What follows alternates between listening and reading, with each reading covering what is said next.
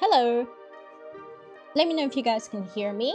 Hello to Watchface and Dr. Fate, Monster Slurpee, Rusty Shackleford, Sam's Sketchy Stories, Scooter, and Andrea. Hey guys.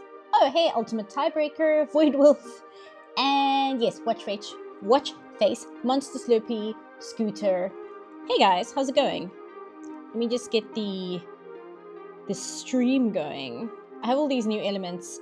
I had them last time as well, but for some reason it really threw me off when I was like, oh right, I've got all these new things. There we go, that should be good. Oh, yeah, this is what I was drawing before stream is Gale in his apron of cooking, having a conversation with Turge. But new canvas. How's everybody doing? I got a new job so I can catch these again. I'm finally free from Walmart. I'm so glad you managed to escape Walmart. Hey, American Penguin. I don't need therapy, I just need an American flag in my backpack. Well, what on earth are you talking about, American Penguin? I have no idea what you're talking about. Anyway, hey guys. Hey Ponscum. Feeling ill and weather's rotten. But other than that, doing okay. I'm sorry about the weather being bad. Let me just turn this down a slight bit. The weather is not great here either. Not that the weather is particularly terrible, but it is that horrible kind of humidity and oppression, depression, whatever the word is, where it just makes my head pound.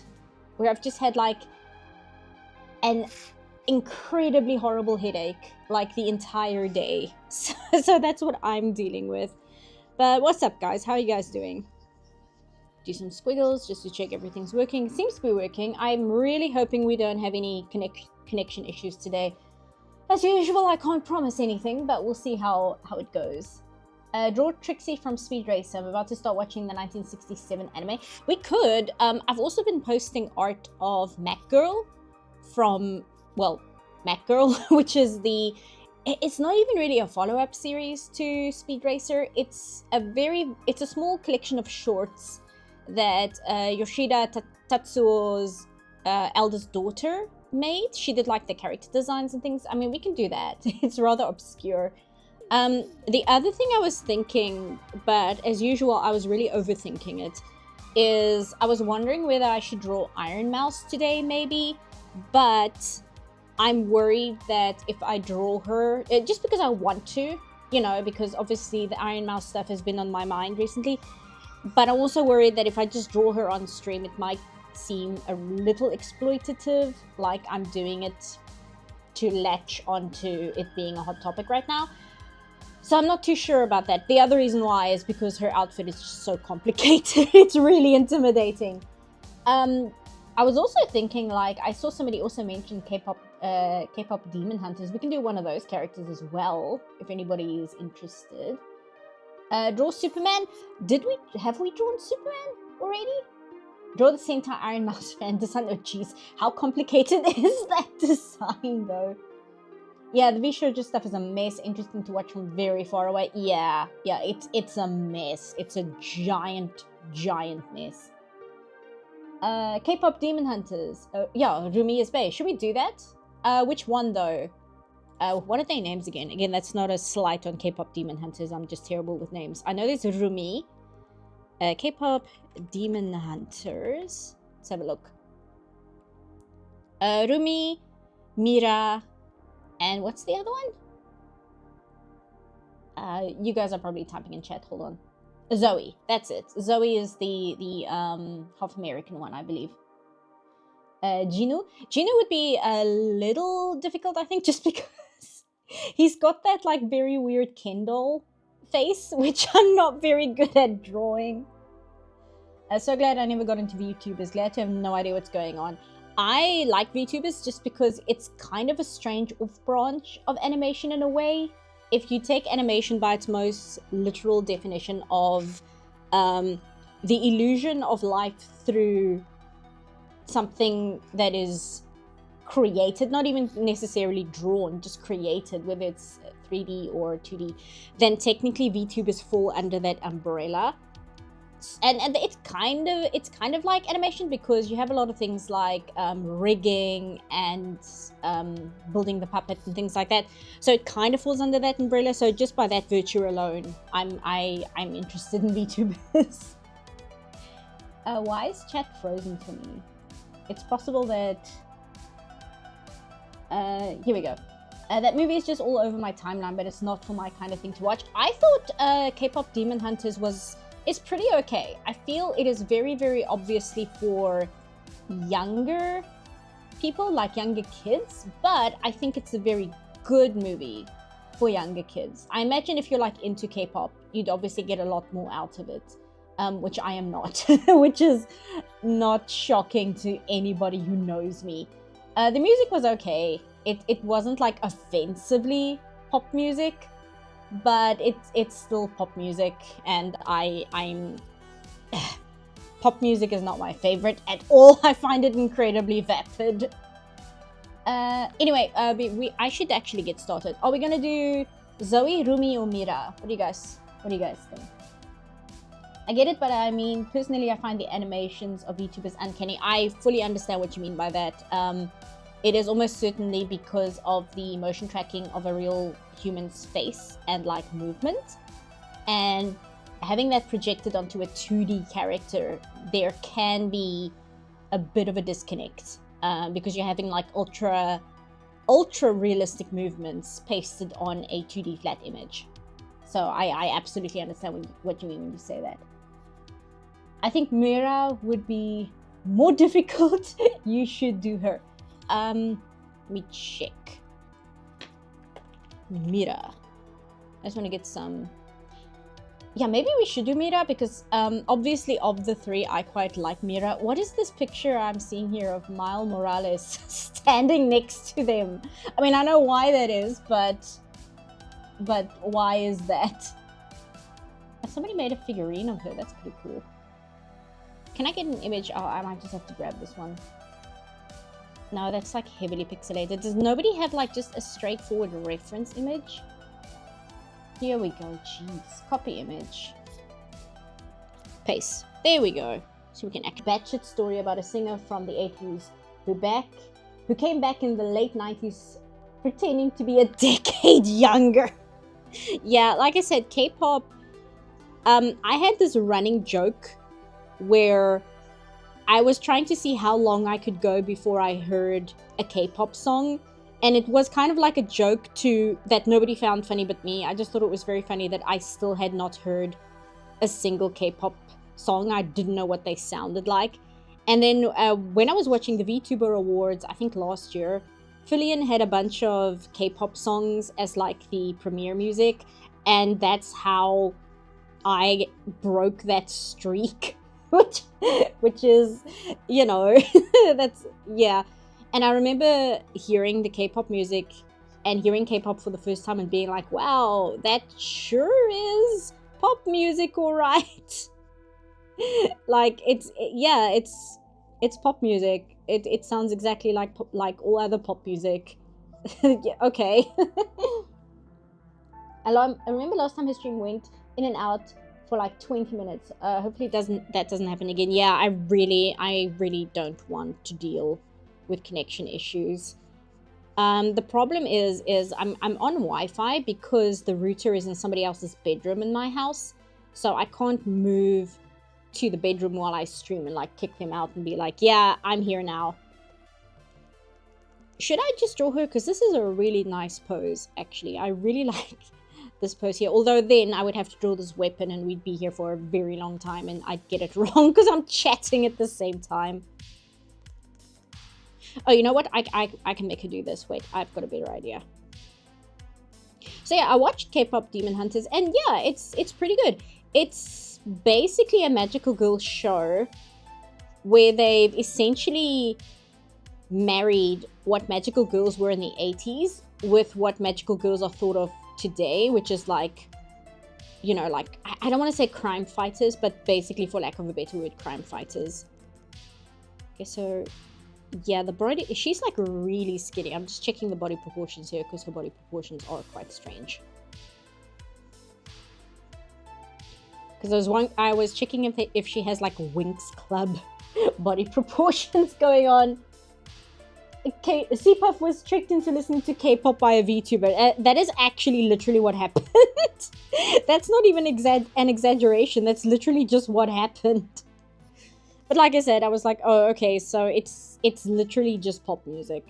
That's all it is. Because I was wondering for a while, I'm like, why is it so super popular? Like, what makes K-pop music the thing? Other than the fact that America, which is, oh, there we go. There I got an error. Of course I did. YouTube, please. Did you see James Gunn's Superman? Not yet. Our movie theater, the movie theater that's closest to where I live is in the next town over. and I just haven't had time to go over there because, like I said, my mom is still recovering from surgery, so I'm kind of helping around the house and stuff, so I can't really just drive like an hour to the next town over to go watch Superman. That's literally all it is. But no, I haven't watched it yet. I've heard both extremes. I've heard people say it's the worst thing that's ever happened, and I've heard people say it's really, really good. So I'm actually not sure, like, which one of those is accurate. I'm actually going to give her the same hand pose I gave Gail in the other image, just because I just drew it, so I kind of already know what the hand pose looks like, so I don't have to struggle with it for like an hour. It's popular because America CPAP. Yep, that's what I was going to say. I think a lot of the K-pop popularity comes from the fact that America doesn't have a big breakout boy band at the moment. And I think that the K-pop boy bands specifically really fill that niche. But when it comes to like the girl bands and stuff, I don't really understand why it specifically is so popular, because again, it just sounds like regular pop music to me. But I also do acknowledge that that perspective of mine is built entirely around the fact that I am very ignorant regarding the subject matter, because I don't get it. That's what it boils down to, is I don't get it. Let me just see what her chest looks like. They didn't really give them a lot of curves. They kind of went the Disney Wish route, where there's really not that much in the chest department, which is fine because it means I don't have to struggle with it. Just kind of give her a suggestion and not have to worry about it much further than that. There we go. Just kind of like this. Yeah, there we go. Hey, Sode. I'd recommend ignoring. Oh, Daniel, I saw you say hi earlier. Hey. Let me check what chat's saying. I think the people who just outright hate it are Snyder fans coping, maybe. But I've seen people who, like, I know EFAP really hates it, but I haven't watched their video as to see why. But from what I've seen, like, just seeing thumbnails come past me on on YouTube, it seems the vast majority of people are fine with it. Like, people seem fine. They're like, yeah, it's good. It's fine. And I saw that on Tumblr, one of the staff members, I believe, they put a piece of fan art of Clark on the radar so that it pops up for everybody. So I assume it might just be a marketing thing on Tumblr's side, but Tumblr doesn't really do marketing that way. It's not really how it works there. So it might just be that somebody on the Tumblr staff liked the movie, so they showcased it. Like, it's not that deep. Most K-pop albums I've heard are from the 90s and early 2000s. They're all either hip-hop or Eurodance with too many ballads, pretty much. I hate to be that gay, but I resent how we know exactly how horrible and exploitative the K-pop is to the people and performers involved, but like 99.9% of people don't care. Yeah, but again, that's kind of the idol industry, because Japan is not much better. Japan's idol thing is I don't know if I'd say just as bad, but it's pretty freaking bad. And the Japanese, like, idol culture bleeds into VTubing to just kind of bring it back to that. And that's why a lot of VTubing things, not in this case because VShoujo is American, but a lot of VTubing stories that we hear is a lot of the girls kind of getting exploited. It's just because it's operating under that same, like, culture. That's what it boils down to. And that does kind of bleed into American VTubers, even if the agency doesn't work like the Asian ones do. Just the culture in general is very, very influenced by idol culture. That's something I should watch, like, an entire essay about, I feel like. Somebody who knows a lot more than I do, just discussing the ins and outs of Japanese idol culture from, like, a historical standpoint, if that makes sense. Like, this is how we got here. This is what idol culture was in the 80s, etc. Because I know that it kind of started in the 60s, but the 80s is kind of where it really found its roots, for lack of a better word. What do you think of the Wings trailer? I've not watched it yet. I am disappointed to see that it's in 3D. Like, that does really disappoint me, but I'm a 2D animator, so literally anything that's done in 3D, I'm going to be disappointed by. It can be like the most amazing thing ever made, and I'll be like, you know what would have made this better? Doing it in 2D. Like, I am exceptionally biased, but that's also why I don't like bring that up as a big criticism in my review videos and such, because like, if it were ever to be applicable, I'm not going to sit there and complain about that sort of thing, because that is 1000% a personal bias I have that I'm exceptionally aware of. And it's a bias I've had literally my entire career. Like, I did do a college course in 3D animation. Like, I can do 3D animation, but the only reason I have it is because at the time it was unclear whether 2D would still have a market as an animator to kind of go into 2D at all, whether that would be viable. And I remember kind of just kind of resenting having to do that, because I'm like, but I don't like 3D as much. But you know, you do what you have to. Arc animated on Paramount is 2D. I'm not familiar with that. I'll have to check that out. One thing I have been doing is I'm trying to kind of catch up with a lot of things that not passed me by, but that I didn't get to originally, because I've recently started thinking, if I'm going to say things in my videos about certain shows, right, I need to have a better idea of what I'm talking about. And the reason why is I feel my sub... Oh, thank you, Avina. My sub count is getting to a point where when it was smaller, I could kind of say things in passing about certain subjects and just kind of brush over it. But I'm getting to a point now where I feel like some people actually care about what I have to say, even about passing mentions. So I can't just like say something without really knowing what I'm talking about. Anyway, thanks for the super chat, Indigo.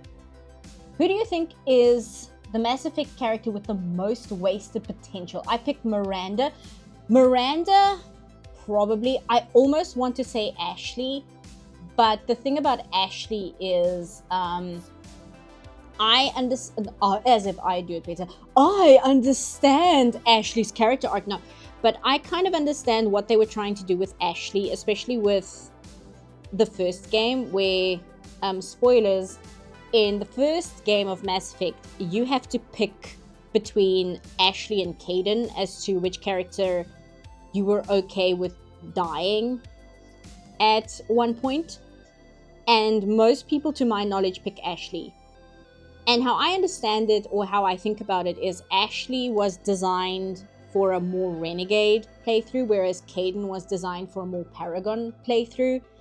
But also, if you look at Ashley's character as a whole, like her backstory and where she came from and all of that, it makes narrative sense for her to be the person who dies at that point in the game.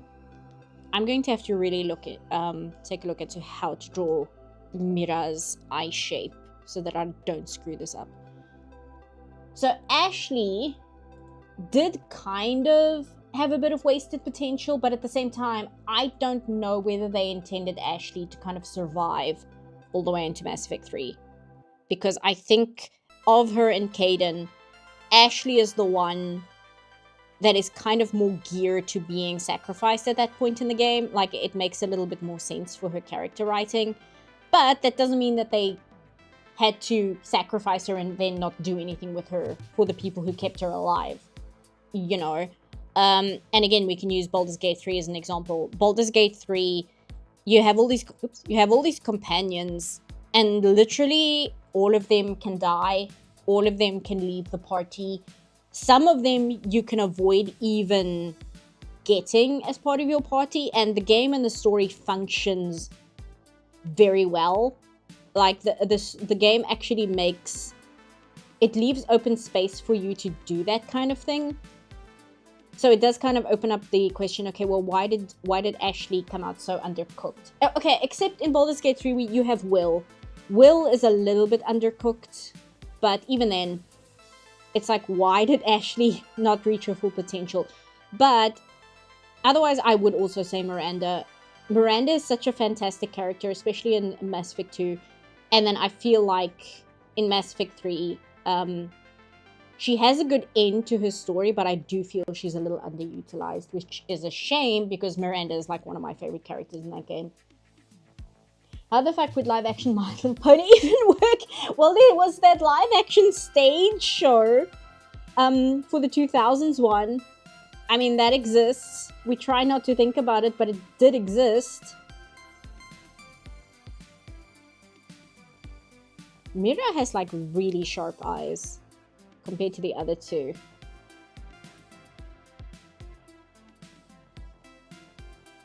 Because I get like, she's the edgy one, right? She's the super edgy one. Of course, she was the one I ended up liking the most in the movie, which is probably a shock to literally no one. That I ended up liking the like, quote unquote edgy one who wears like the black band t-shirts and like the darker makeup. It's like, oh, shocker of shocks, that's the one CPuff ends up liking.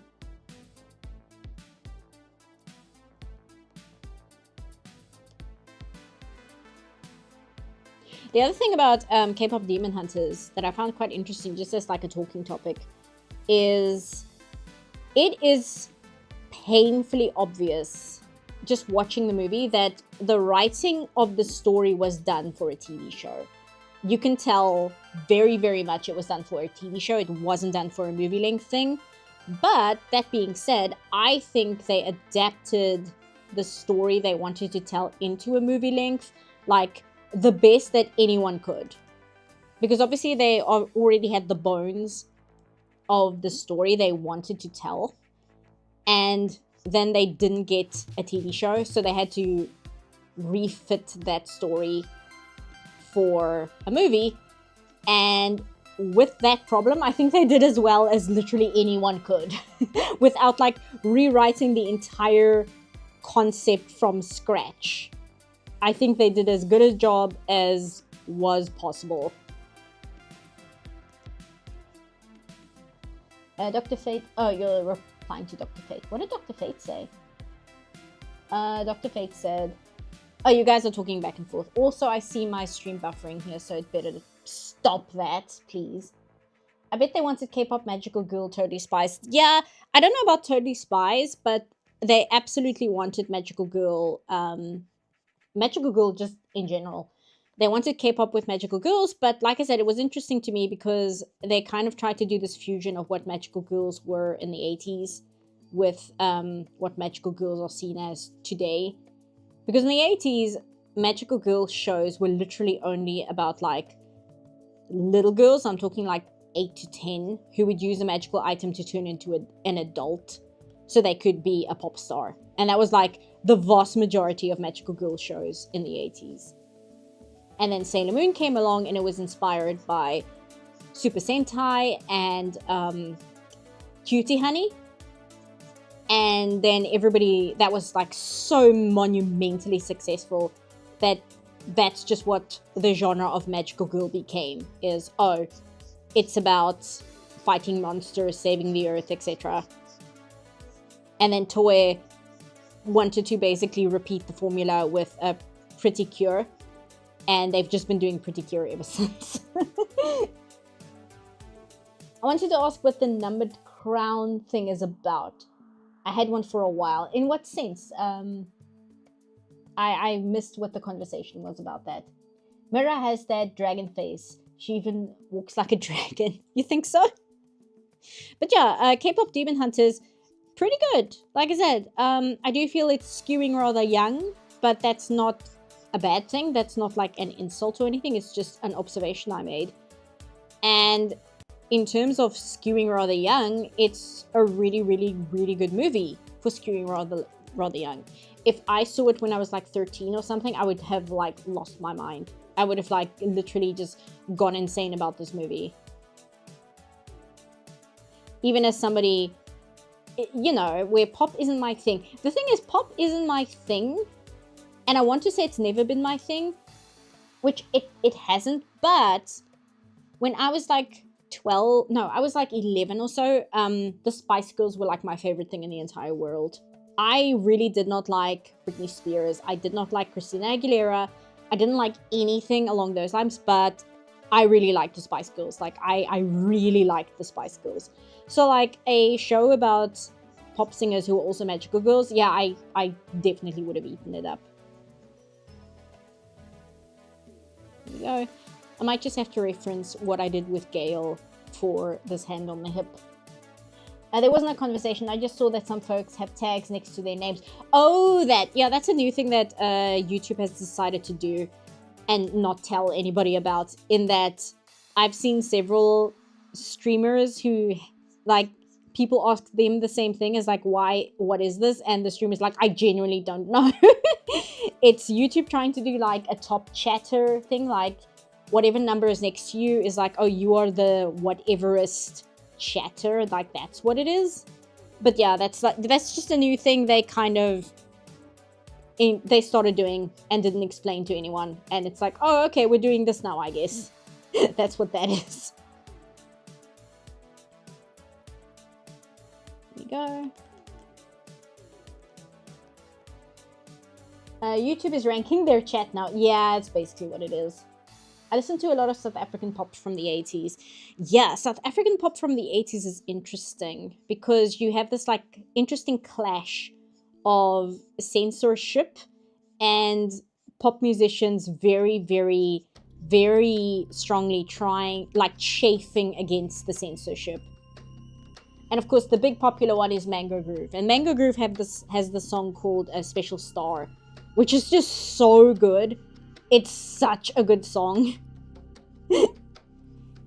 I've tried using it in the video before, but it does get copyright claimed, unfortunately, because, you know, it's a licensed song. Despite being South African, it's still a licensed song. Let's see, so this finger goes here. This one goes here, this one goes here. So the knuckle bone would be here. There we go. Yeah, there we go. So this finger goes here. And that knuckle goes there. Okay, there we go. Figured it out.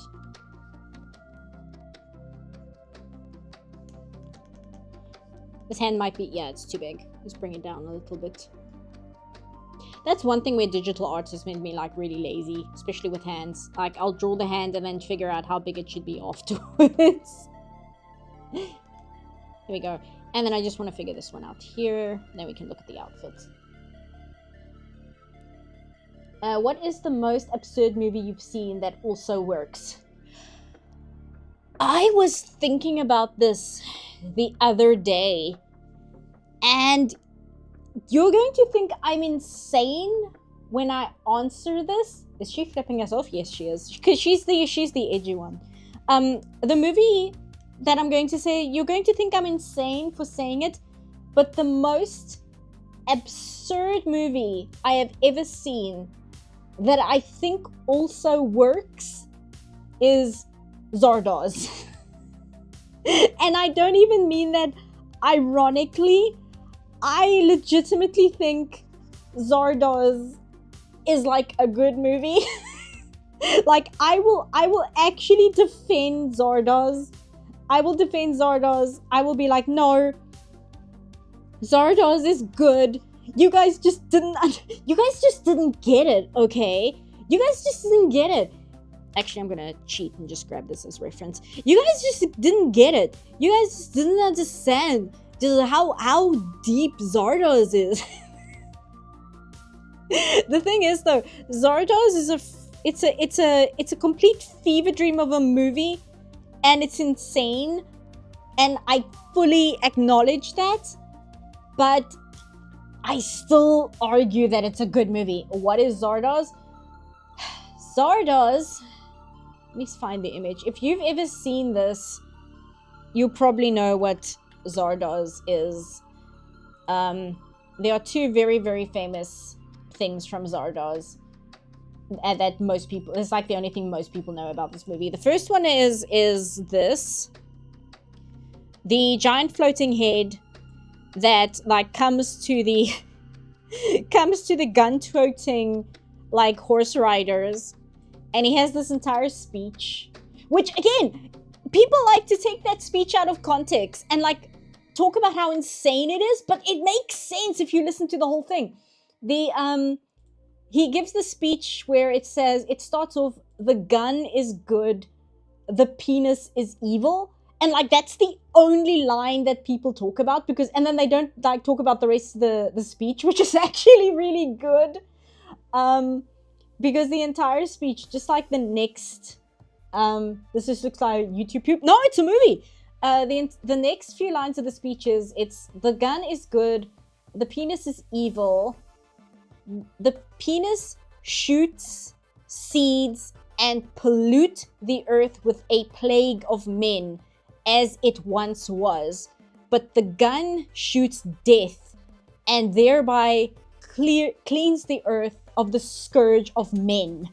Now go forth and kill. And then it like vomits out of a whole bunch of guns, and then like the guys on the horses are like, yeah, and they all pick up guns, and then they go off to like kill people. And the thing is, the movie takes place after World War III, so like the people riding the horses, I don't even know what to call them. I don't know if they're pilgrims or whatever, but they basically go around killing people because they are trying to prevent the human population from exploding to a certain amount in numbers. Because there's this belief, if that happens, then we will go back. Just show us the costume. I will. The thing is, I have to explain this first, because the second I put the costume on screen, everybody's going to go, like, lose their minds. Anyway, so the whole idea is that you have the rich people who have achieved immortality, sitting in their glass domes, basically being bored for thousands of years because they don't have anything to do. They're just living in the laps of luxury and just being immortal. And then outside the domes, you have everyone else who are living as peasants in like a medieval like setup, and their population is controlled by these guys who go around killing them, and this big giant floating head which is controlled by the rich people, and this head is called Zardoz, which is short for the Wizard of Oz. Like that's the entire movie. Anyway, here's the outfit that everybody wants me to see. Sean Connery is the main character. There you go. So that's the other thing that everybody knows about Zardoz. Hey, 80-year-old man, you're in the middle of my rant that Zardoz is actually secretly a good movie, and that people just didn't understand it, and that Zardoz is a great movie, and it's very good, and nobody understands it, and it is completely fueled by like LSD and cocaine. Like, let's not make any like not assumptions. Let's not split any hairs here. There is so much LSD running through the veins of this movie. Where's the other one of Sean Connery in this film?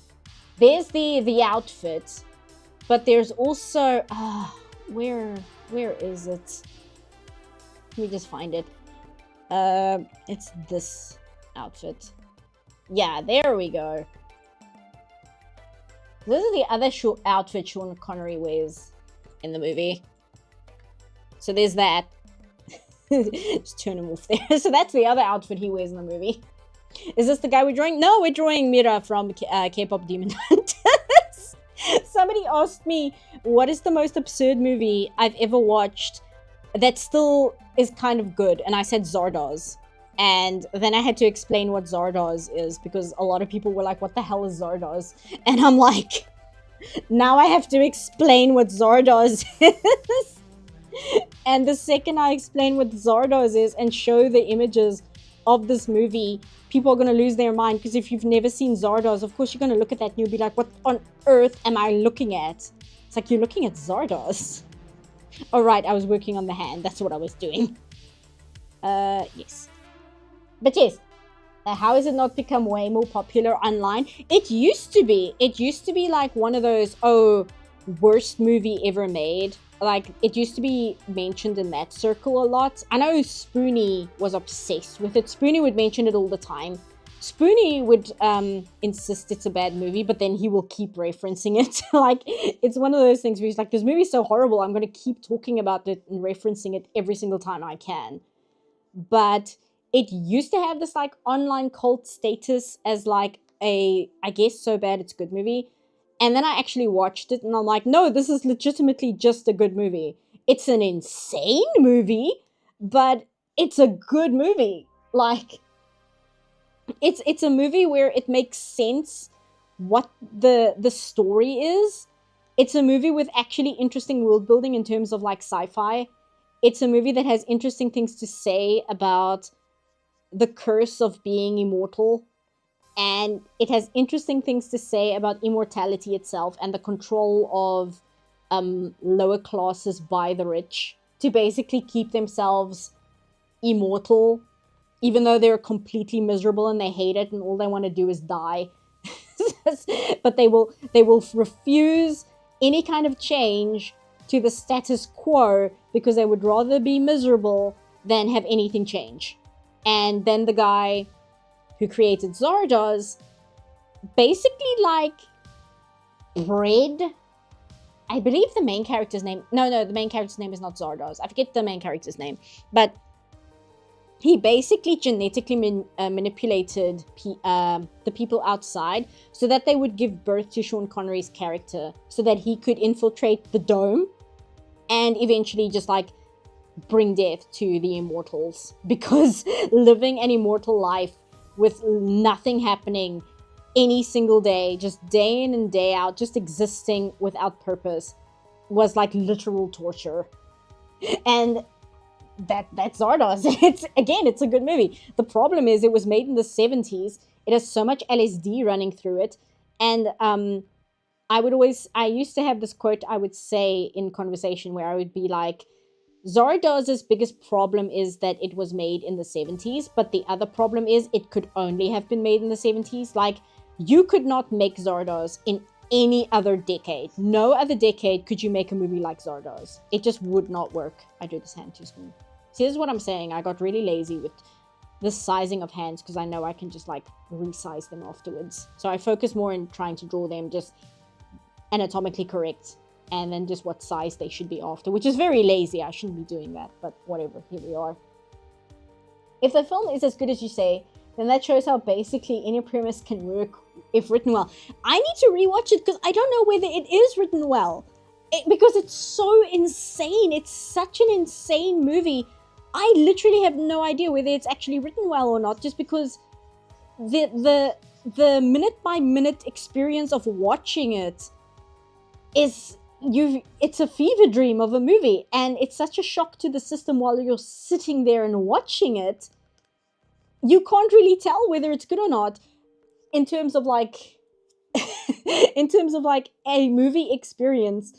But again, I just remember sitting there and being like, I get what the plot is. I get what the story is going for. I understand what is going on here. The only problem is the movie is insane. Everything about this movie is insane. It's like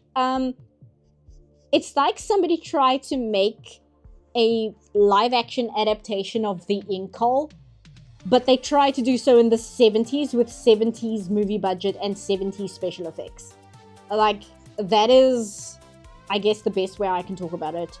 It's literally like, oh, let's make The Inkle, but it's also the 70s. And we have, like, it's not even like Star Wars 70s. It's like Logan's Run 70s. And that's the special effects that we have to work with this concept. Although, the giant floating head doesn't look that bad. Where is it? I think it's this one. Yes. This is not bad. This is not a bad effect. And it, like, comes flying over the horizon. It's actually really cool. And there's a reason why the Zardoz head is one of the most iconic parts of the movie. It's like the part everybody knows about, is because it's genuinely a good effect. Here's another shot of it here. Oh, now it's all the way down there. Hold on. Like, it's a pretty good effect. Because the thing is, it literally comes floating over the landscape while everybody is running towards it because they're going to get their guns to, like, go out and kill. And it's a good effect, but that's like the best effect in the movie, and it never really has any other special effects as well done as that one. So it kind of feels like a lot of it is shot in like somebody's manor, like somebody had like a British manor somewhere and they just shot the movie there. That's kind of what it feels like a lot of the time. And I just feel like if this movie was made in the 80s or such, it could have looked a lot better. What is her hair doing? Hold on. It could have looked a lot better, but then it wouldn't be Zardoz. It wouldn't be the level of insane that the movie is that makes it what it is.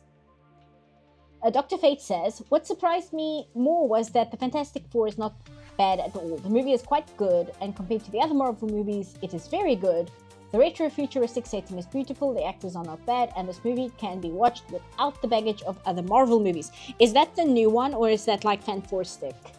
Because I know a new one came out, and the Fan Four Stick is such a terrible film, but it has the benefit of having the name Fan Four Stick, which is like one of the most iconic names that I think for like a Fantastic Four movie, because that's all I ever think about is Fan Four Stick. The new one? Okay, cool. It looks like a dream I would have and wake me up at 4 a.m. Yeah, that is actually a really good way to describe Zardoz. I have it on DVD. I should check if it has like a director's commentary or something. Does Mira have pigtails or does she have a ponytail? Hold on, I think she has pigtails. I'm not sure.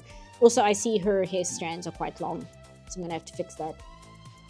Where is... Oh, she has pigtails. Okay, cool. Turn that off. So she has one here as well. There we go. Oh, and I see, and then her pigtails kind of come together into being one thing of her hair behind her. Okay, I understand what's going on here. I just want to make these longer because I see I didn't make them long enough. There we go. Why is Mira giving us the finger? Because. Because I wanted her to. That's literally the only reason why. There we go. But yes, Zardoz. I want to say really good, but I can't even say that. Because I don't think it is. I just think, like, people would say on my video on Velma, I see people saying things like, oh, I'm so sorry you have to watch this horrible garbage. I'm so sorry you have to put yourself through this. And I know most of the time it's a joke. But there's sometimes where I think people are, like, actually concerned that I'm, like, quote-unquote putting myself through this. And I'm like, you guys must understand. I will watch something like Zardoz and be like, oh, this is actually a good movie. So watching Velma, it's annoying, but I'm not sitting there in physical pain. Because I have a built-up resistance to insanity. How about this? Zardoz, such an acid trip. Whether that's good or bad is up to you. Yeah, the thing is, I almost want to say an acid trip is... Because the thing is, a lot of people will be like, oh, they were on drugs when they made this movie. And it's such a dismissive way to talk about film that is strange in any way, shape, or form. Like, you're being very dismissive of the artistry of a film when you say that. However, with Zardoz, I think it's entirely accurate.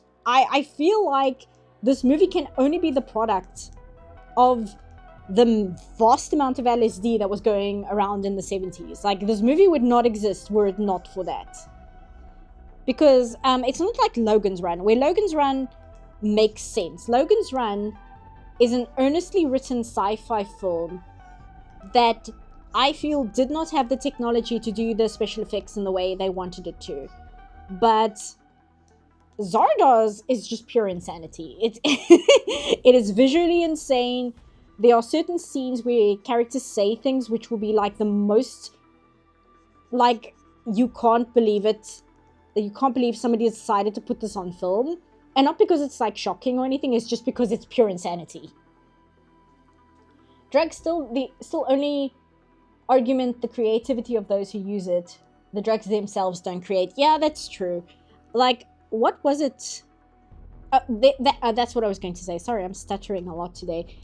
I feel like the extension of that, which is very unfortunate these days, is when you have somebody drawing something very strange or just surreal, people will automatically be like, oh, this was made by AI.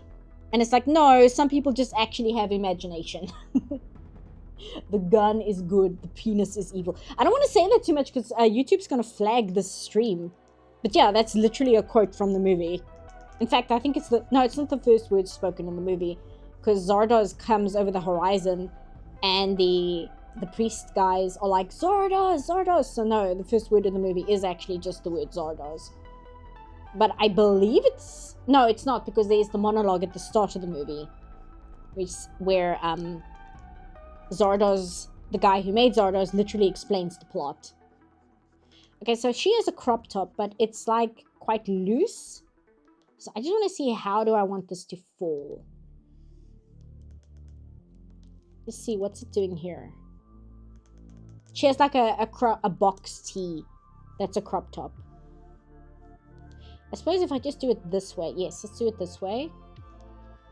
So we have these lines here, and then here we just make it a straight line like that. There we go. But then it kind of, no, because then it kind of screws up her silhouette on that side. Okay. How do they have it here? They don't, okay, so they have it here on the side of the curves. But they don't have it too much, so make it form-fitting on this side. And just kind of push it out there. Oops. I think that'll work. We'll see. There we go. Dolly's persistence of memory confirmed AI for being weird. The thing is, it's exactly the kind of thing I'm seeing. Like, that kind of art. And people being like, oh, this is clearly AI. It's like, it really isn't. It really, really is not.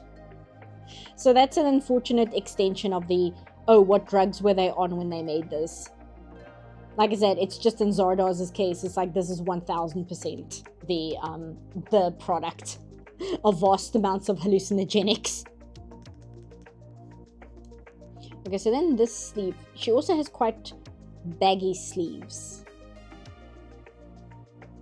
Because like, she has a very, very thin frame. I believe she might be, I don't know if she's thinner than the other girls. It's just because her face is so pointed. But she also wears like the boxiest, loosest clothing, which is kind of interesting. I'm still not sure what I'm going to do with this like boxy tee of hers. Okay, so we do it this way. I'm kind of figuring this out as I'm drawing. That kind of works. And it doesn't really screw up her silhouette. So I think that should be okay. I'm still unhappy with this part here. Still not sure how I want to go about doing this. Like this maybe? I don't know. I'll see. Stephen King and Steven Spielberg didn't make SpongeBob. Does Zardoz shout his name like a Pokemon as he comes over the hill? No, the other... I wish I could remember if they're priests or not, but the guys clad in red that Sean Connery is part of, you know, these guys, they call him Zardoz. But Zardoz just shows up and starts, like, monologuing about, like, the fact that they have to go out and kill a bunch of people for the good of the earth, basically. I think using AI legitimately damages the way your brain thinks creatively. Remember that guy who created the Willy Wonka scam? He seems incapable of doing anything without AI, including sentences. I was watching a movie reaction, right? And it was Octocruel reacting to the original Tron. And they were talking about how well that movie had aged.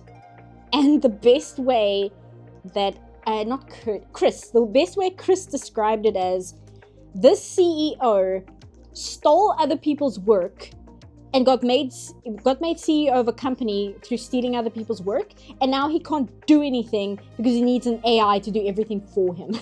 So he's like, this movie has aged incredibly well.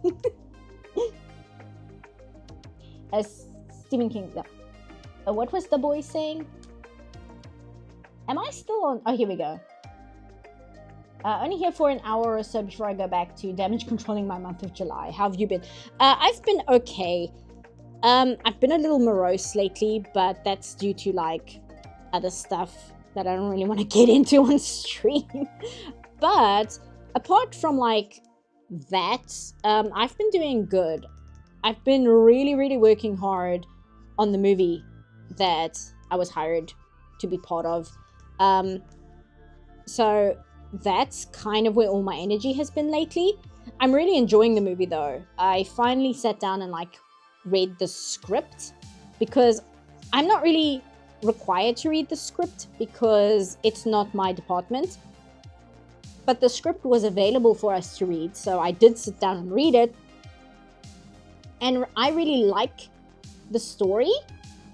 I really like the way it's written, and I like the plot, and I like the characters. So when it comes out, I don't know when that'll be. It'll be a long time from now. But when it comes out, I hope it does well, because I genuinely think it's just a well done movie.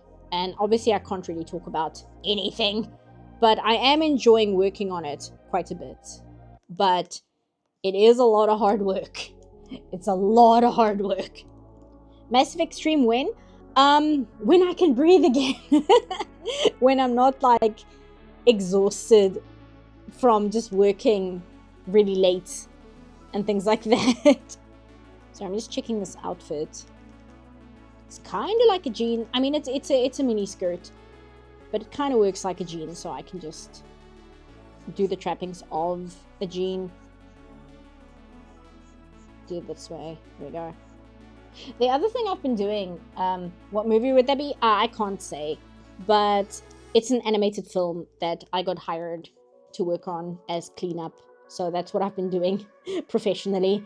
And obviously that takes priority over everything else. So the Velma review is going along. Actually, I can show you guys one thing that I've done for the Velma review. Somebody help Seapuff, she can't breathe. Let me see how am I going to get this on stream? Let me see. Can I add it as a source? Go to Streamlabs. Camera, no, not camera. Media? Display capture, maybe. Add source. Add new source instead. Add source. No, not that one. Oh, here we go. So if I do that, go to automatic. I go done. Go here. I just wanna give me a sec while I pull this up. So my art. No, it's here. It's where's the videos? Oh, video maker stuff. There we go. So one thing I did is I made the intro to Velma. So I'm gonna transition here. So I made the intro to Velma Part 2, which I'm quite proud of. You know, like how I have the next time on Velma at the start of the videos. So one day after work, I don't really know what was going through my head, but I just had an idea and I was like, you know what would be really funny? And then I made this in like an hour or two.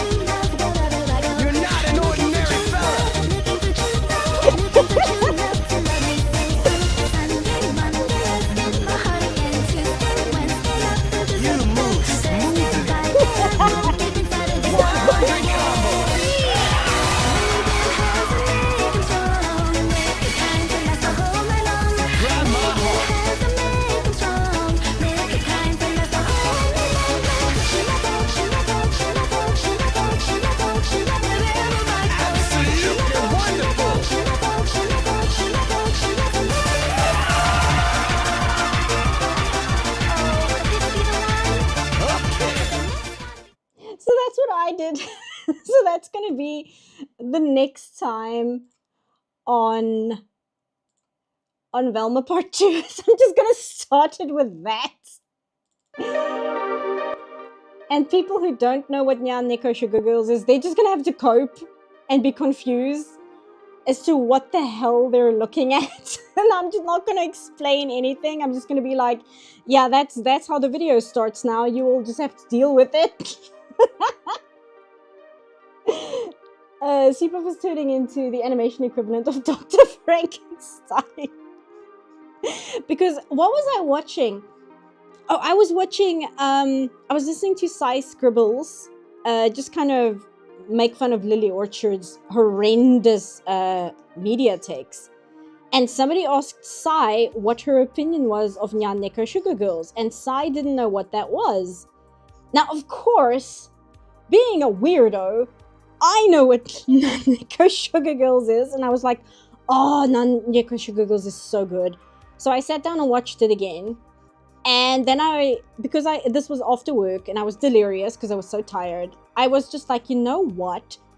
You know what would be a very funny way to start part 2 of Velma? And then I made that in like, I think an hour or two. And then I was like, yes, this is how I'm starting the video now. I had like other ideas of how to start part 2 of Velma. I had this idea where, I was going to, let's turn this down a little bit. I was going to have like me sitting in a chair and then maybe have a character come in and be like, Seapuff, it's time to review Velma Part 2. You can't keep putting it off forever. And then I can just kind of unenthusiastically start reviewing Velma Part 2. But the timing kind of felt off and I couldn't really figure out how I could turn that into a joke which didn't just feel depressing and kind of brings down the mood before the video even starts. And then, like I said, after work one day, rewatching Nyan Neko Sugar Girls, I was just suddenly like, wait a minute, I have a terrible idea. And then I just did it before I could like overthink it or question whether it was a good idea or not. I just did it in like an hour and then I went to bed. And then the next day I was like, oh right, I made this. So that's how that video is going to start now. Sorry, I just want to check, what is this design? Oh, it's like one of these little things. Okay. She's so cool. I really like this character design. She's really cool. Let me just see if I can see. Okay, so it's just a little design. I'm just going to do like a very simple version of it. And hopefully it won't be massively disrespectful if I do it that way. But yeah, so do you know what the song used for that opening is? The song is called True Love by somebody called Jun. It's from one of the DDR games. And I was laughing so hard because the upload of the song, the person who uploaded it to YouTube, they have their upload of the song and then they have a pinned comment of themselves just yelling in all caps, guys, what the hell is Nyan Neko Sugar Girls? Because everybody commenting on it obviously knew it from Nyan Neko Sugar Girls, and the person who uploaded just had no idea what that was. So I got a really good laugh out of that. No, it's a great idea. Like I said, it's going to be very funny for the people who have no idea what Nyan Neko Sugar Girls is, which if you don't, you should either watch Nyan Neko Sugar Girls, or you should watch Mr. Klemps's review of Nyan Neko Sugar Girls, because Klemps made a review of Nyan Neko Sugar Girls as if it was a real anime.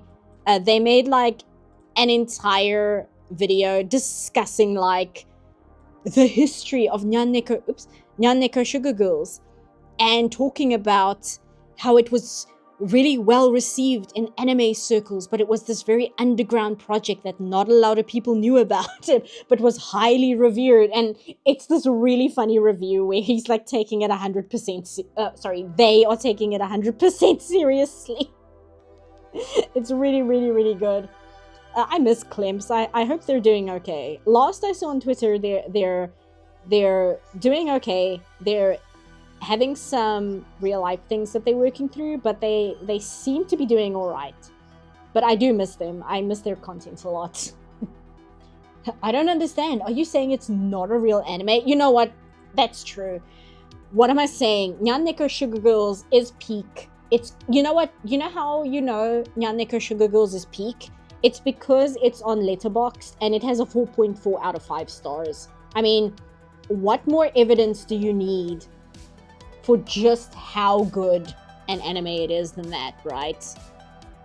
Because as we all know, scores on movie review sites are always 100% correct and definitely, absolutely sincere.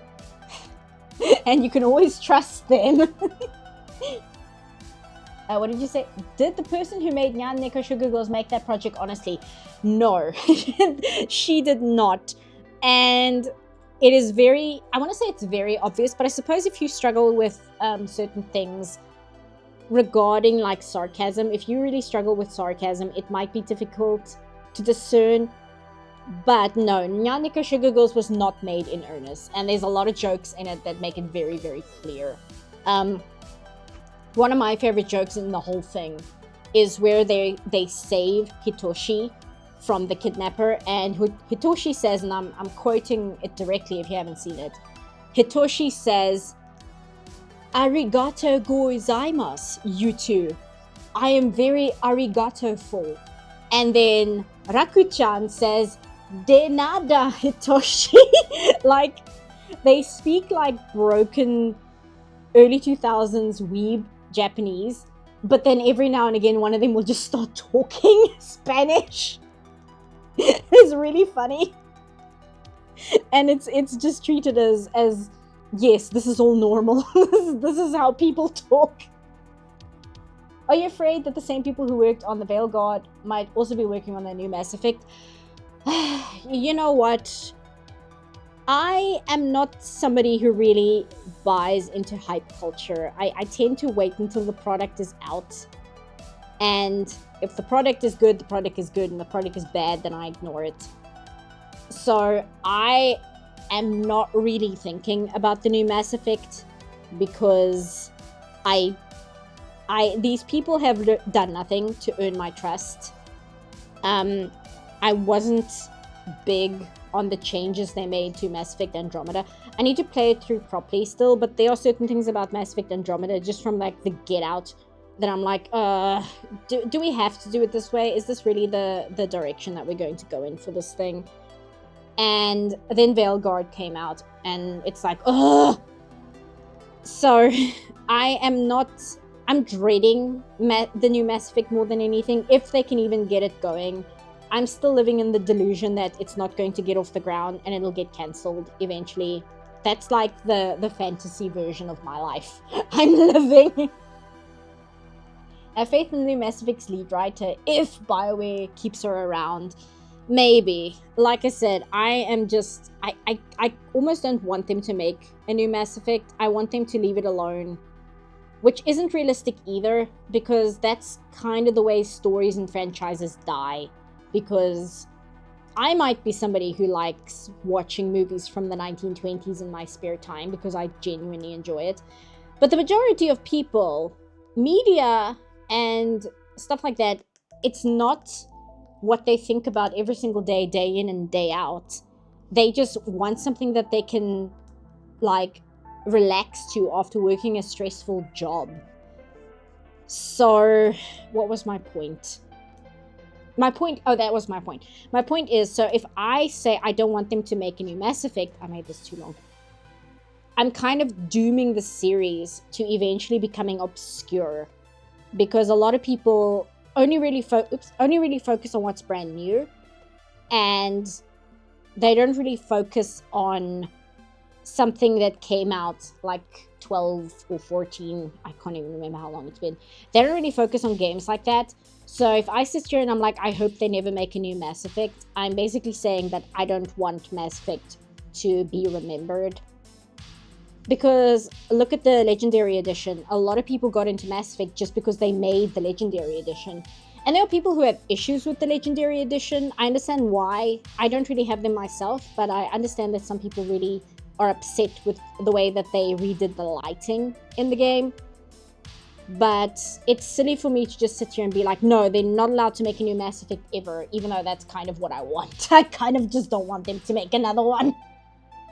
Do you know I know you mostly do animation, but you've never done Mass Effect videos, have you? No, but I don't think I will, because it's something I can't be like objective about, if that makes sense. It's something I will just sit and gush over without like any critical thought whatsoever, just because it means so much to me, and it's, you know, one of my favorite things of all time, really. Oh, thank you, Avina. So I'd really rather not try and present it in an essay format, because I just don't think it would make for a good video, because it would basically just be me like yelling about it and how much I love it, and it won't really be enjoyable to watch, because the second somebody comments something like, you know, I actually didn't like the ending that much, then I'm just gonna like crash out. Anyway, thank you so much, Indigo. The Mass Effect community ranked Jacob as a worse romance option than Morinth, because death is a preferable option to Jacob. I saw that, and it's actually true. There is a very good video on YouTube called Jacob is Worse Than You Thought. And even if you like Jacob and you romance him, if you romance Jacob, it's arguably worse, because Jacob's just such a bad character. He's such a terrible character. He's so bad. And if you romance him, he's even worse, because like, what was it? I forget what it was, but he cheats on you, essentially. He cheats on you. Oh, that's what it was. If you romance him in Mass Effect 2, he cheats on you in Mass Effect 3. But if you romanced him in Mass Effect 2 and then romance somebody else in Mass Effect 3, then he gets angry at you for it. Like, it's just a lot of insane writing like that. Is it? You have received a new message. Thank you again, Avina. Oh, thank you, Scooter. As much as I like the Donkey Kong music remixes in the background, have you considered playing music from any other video game series? I mean, I can. I just do it because it's easy. It can be kind of hard to find music mixes that don't have copyright on them. And I really like synthwave remixes. I really enjoy them.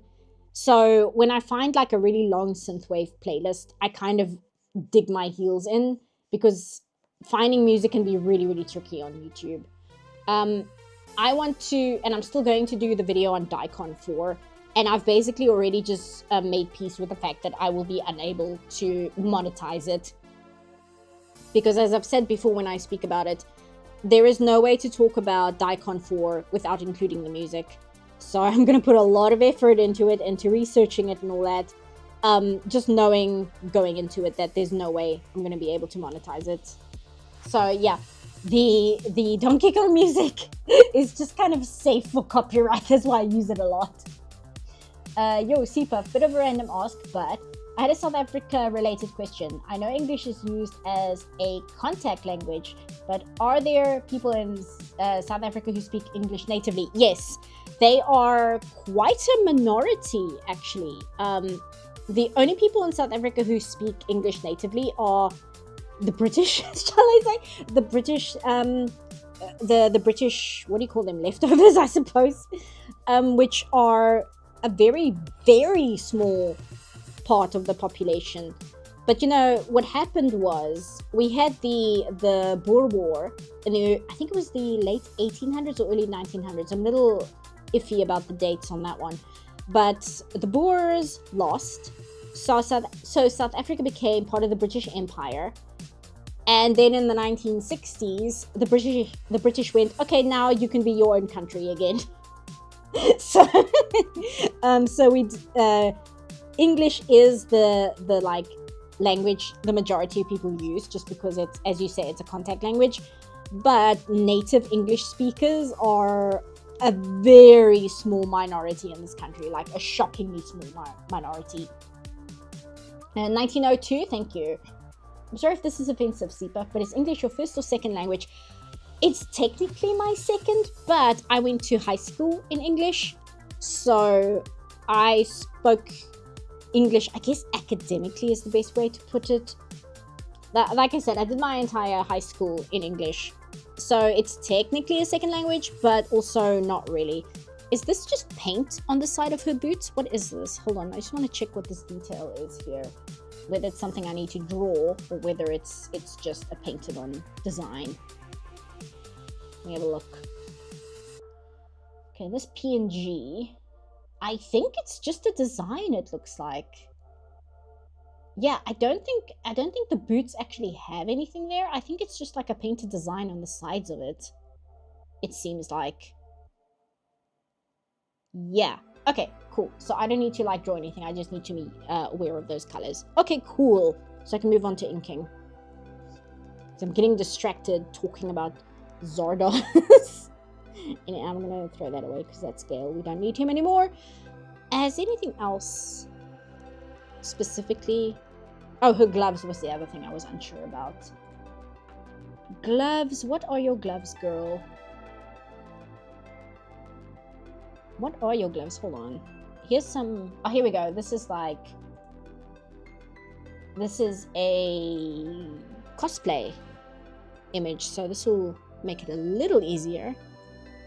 Because as usual, leave it to cosplayers to kind of like problem solve a lot of design elements. Where they're just like, okay, I guess I'm going to interpret it this way. There we go. I'm just going to make another layer just so it's easier for me.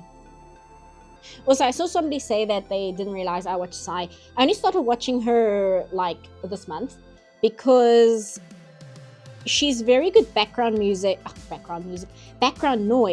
while I'm working, because she's talking about cartoons and like breaking them down and stuff just to her own her own opinions and stuff, and she's making fun of Lily Orchard in the meantime, but she also has like relatively insightful things to say, but it's basically just kind of clowning on somebody while I'm working, which helps me a lot because I don't need to pay too close attention. It's something I'm still interested in without me having to pay extreme attention and like retain a whole bunch of new information. Which is what I do when I watch like video essays. I like paying attention and like really absorbing what's being said and what information is being communicated. Whereas with Sai, just talking about Lily Orchard, it's just like clowning on Lily for her horrendous opinions. And it's made me go back and start rewatching Steven Universe, because I stopped watching Steven Universe while it was airing around the midway of season 2. And this was before it became popular characters, and I found it quite a miserable experience. But I always complain about Steven Universe in my videos because I don't like the way it like copies a lot of anime as like references. But I realized, as I was saying earlier, if I'm going to do things like say, I don't like it when this show does this, I need to know what I'm talking about. I can't just coast on like memories of when the show was originally airing. Like that's just not a good way to do any kind of like, not even criticism, just to kind of know what you're talking about. So I decided, you know what, I should go back and rewatch it, get past the part where I fell off, and get a better understanding of it as a whole. So that's what I started doing. And as I was doing so, what on earth does this actually say? Does this even say anything? But as I was doing so, I was wondering whether I should do a video and like title it something like Giving Steven Universe Another Chance, because I think that would make for an interesting topic, because I fell off of it before it became a popular thing to hate, but I also was never into it while it was this massively popular thing. So I never got the experience of people like screaming about how toxic it was or which character was abusing which character that week, right? I completely dodged all of that with the fan base. I was not a part of the conversation during that period at all. So I'm not coming into it as like an ex-hater or an ex-fan or anything like that.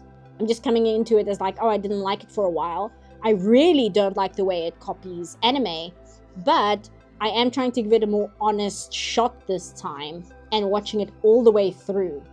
And I was thinking that might be... Are we back to normal? Sorry guys, my stream is saying it's excellent. I might have to repeat what I said then. Let me know where you guys fell off. I'll just repeat myself because I think it's an interesting topic. We all love a bit of user bashing. Yeah, user bashing is the best way to put it. Behold, the one and only CPAF, the most mature person on the internet. No, but I just think that it's literally just luck. Steven Universe Discord is hell. Yeah, and that's the thing. You guys heard me? Okay, but that's the thing. I'm not coming from this opinion of like a hater or an ex-fan or somebody who was like in the trenches when it was super popular. I don't have any of that. So I figured that might be an interesting perspective to come from, because literally I stopped watching it because I didn't like any of the characters at one point. And rewatching it, I'm past that point now, and I can totally understand what it was about that point in the story that I didn't like, because there's a period of the show which is just super, super difficult to get through because everybody is terrible, and it's just for that one period, and then the show improves again. So I fully understand why I stopped watching it at the time, but I still feel there are problems with it, which I think would be interesting to discuss. But also, if I'm going to keep using it as an example of I don't like it when people reference animation so heavy-handedly, I need to know what I'm talking about.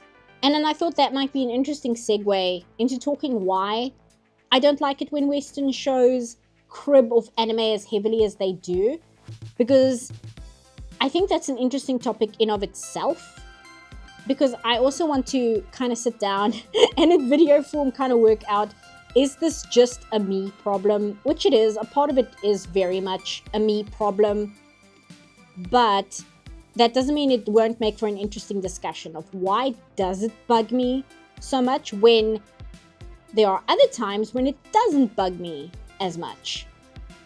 For instance, like I said, Utena is my favorite anime of all time.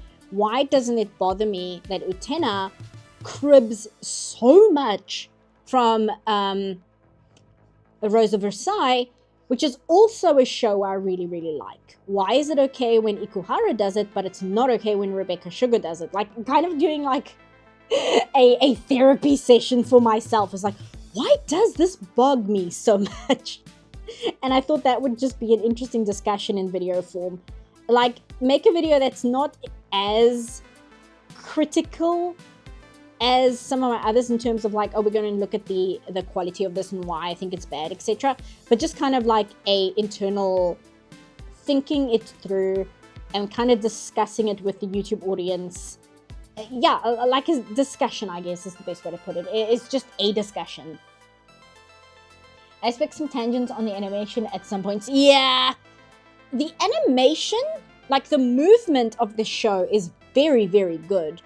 But there are several points where the character models... Oh, there goes my connection again. The character models are so sloppy. And I don't want to say I don't understand why, because I do understand why. It's because they were rushed. I feel a lot of it was rushed. But at the same time, I can't just ignore the fact that a lot of it is really, really sloppily done. And I'm like, why? Why? Oh, so here I see somebody just popped in. Oh, here you go.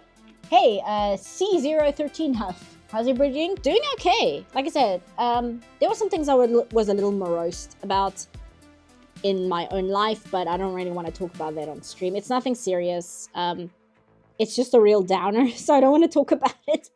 But it's one of those things where even though one thing is kind of like making me feel a little bit down, it's not making me like depressed. It's just, I don't know, it's a weird thing to explain. It's just like there's this thing that's making me a little sad to think about, but it doesn't mean that my mood is depressed. It just means that there's this thing that's making me sad to think about at the moment. What does her shirt say? I have no idea what her shirt says. That's why I was like looking for references and I'm trying to figure it out. I have absolutely no idea what her shirt says whatsoever. How's my mom? My mom's doing fine. she's recovering well. She's just a little frustrated because of the lack of mobility, because of the surgery, but that's basically the worst of it, which isn't really a big deal. It's annoying, but it's not like a big deal, if that makes sense. It's just like, this is kind of an annoying thing I have to deal with. Whatever it is, I hope it gets better soon. Sending good vibes. Thank you. Yeah, like I said, I don't want to talk about it too much because it just kind of brings the vibe down. I don't want to say it's nothing serious, but it is kind of nothing serious. It's just like a headspace due to something personal that happened like last year that, again, I don't really want to get into. And it was something that happened relatively around this time of year. So it's been on my mind. And because of that, I've been thinking about it a bit, and it just kind of makes me sad to think about that period last year. That's basically it. By the way, thanks for your posts about cringe culture is dead. They helped me become a little bit more confident and not worry so much when I post drawings on live. Yeah, it's one of those things where I say that a lot, but also I say it a lot because I'm trying to internalize that as well. Because there are parts of me that still kind of adhere to cringe culture to some degree, where I'm like, oh Lord. One big thing is, again, because I was watching Sai Scribbles while I'm working, I noticed that there are a few things that Lily Orchard has done in her videos, which I'm also guilty of doing in certain videos, and not so much her opinions, just like she'll compare things to, like, oh, in my fanfiction, and I mean, that's something I did with the High Guardian Spice video. But in my defense, I did not expect that video to blow up as big as it did, so me, like, talking about the way I handled criticism when I was writing pony fanfiction in 2014, it's not really the same thing, but it is kind of like, I kind of did that too. So, whoops, my bad. But like I said, so there are parts of like cringe culture where I'm still like, a little bit. But that's also why I will often repeat cringe culture is dead, because it is like a message I'm trying to hammer into my own head. I'm gonna head out, got some things to do. Thanks for hanging out, Diamond Lock Productions. Mara and Faust used to have a passion project, Milky Way and the Galaxy Girls, a story where the planets like Mars, Venus, etc. are girls who have a rollerblading team skating across the universe. Yeah, I saw the concept art that she was doing for that. I forget why it didn't go through. I think it had something to do with merchandising. I'm not sure. The animation industry can be such a weird place that it could literally be anything, like any weird arbitrary reason that a show is just decided not to get picked up, even if it's like a massively popular and like respected cartoon creator. Because like even Craig McCracken has problems with that, and Craig McCracken has outright mentioned, what on earth are you playing? Hold on. Okay, no, it's still the playlist. Craig McCracken has spoken about how many shows he has pitched to networks and had them turned down for like weird arbitrary reasons. And this is like recent. This is like after Powerpuff Girls, after Wander Over Yonder, like after all these immensely successful shows, how he will still get things turned down for like really weird, stupid reasons that don't make any sense except to the executives who decide these things. I think cringe culture could be recreated into something that is actually helpful to new artists, critiquing their work without making fun of the creator. Yeah, the problem with that is people put their fan creations online for the most part because art and fan creations are their hobby. They're not trying to turn it into a business. They're not trying to become animators themselves. They're literally just posting their art or their writing online. So to then go in and critique them is kind of missing the point, because they're not there to get better at the craft. They're literally just sharing their hobby with you. So the whole thing of making it okay to like critique new artists, that's also a slippery slope, because that's how it was in the 2000s when I was also online and in fandom spaces. It was far more acceptable to do that kind of thing, but it did create this environment where if you posted things online, whether it was fan art or fan fiction or whatever, people would treat it as if it's supposed to be as good as productions made by like real studios, and would like critique it and stuff. And it's like, that's really not the way you should be approaching other people's creations that they're making in their free time as a hobby, you know. And that's also why I've said before, I'm not going to do videos on like indie animation on YouTube and stuff at all. So I'll never make a video on Lackadaisy Cats or I Don't Want to Be a Magical Girl, the pilot at least, or The Amazing Digital Circus. Like, I won't cover those because they're independent pieces of animation made for YouTube by creatives to be like their passion project. So I can't sit here and critique those the same way I would a corporate product put on a streaming service for mass consumption. Like, you know, it's very disingenuous to sit here and complain about certain things as if it was made by a large production house meant to appeal to as many people as possible. That's just not a fair way to critique a work. And that can apply to character design, it can apply to writing, it can apply to tone, all those kinds of things. Sorry, I always want to read things and I see it's somebody replying to somebody else. I do remember that one Tumblr blog dedicated to posting shoddy art. The one that made that Weird Sonic Gotta Go Fast picture go viral. The Sonic, running Sonic images, I think it was called. That blog was so good though. But those were made bad on purpose. Like, people drew Sonic badly on purpose for that blog. It was really good. There were some really good images from that blog. I know what you're talking about though. Yeah, but that's kind of a different kettle of fish. Relatively new fan. Hey Mo Man. Saw your deep analysis of Velma season 2 and just started watching all your vids. Love your work. Thank you so much. Yeah, I'm like trying to get better at the YouTube thing slowly but steadily. Like I said, I want to do Diacon 4. I'm actually so excited for covering Diacon 4, even though I'm very slowly just researching it at this point. But I'm so excited just to talk about Diacon 4 and go into really deep detail into how much effort and passion went into that into that short film, and just kind of talk about how it came to be, some of the silly nonsense that resulted in weird things in it. Like, I'm just excited to talk about something I'm really passionate about that was made by other passionate people. And one part of researching it has been watching a Japanese, I can't call it a J-drama because it's not a drama, but a Japanese show called Aoi Hono, which is Blue Blazers, which is specifically about, it's based on a manga, but it's based on the person who wrote the manga's personal experience going to Osaka University of the Arts, the same time that Hideaki Anno went there, and a bunch of other people who would go on to form Gainax.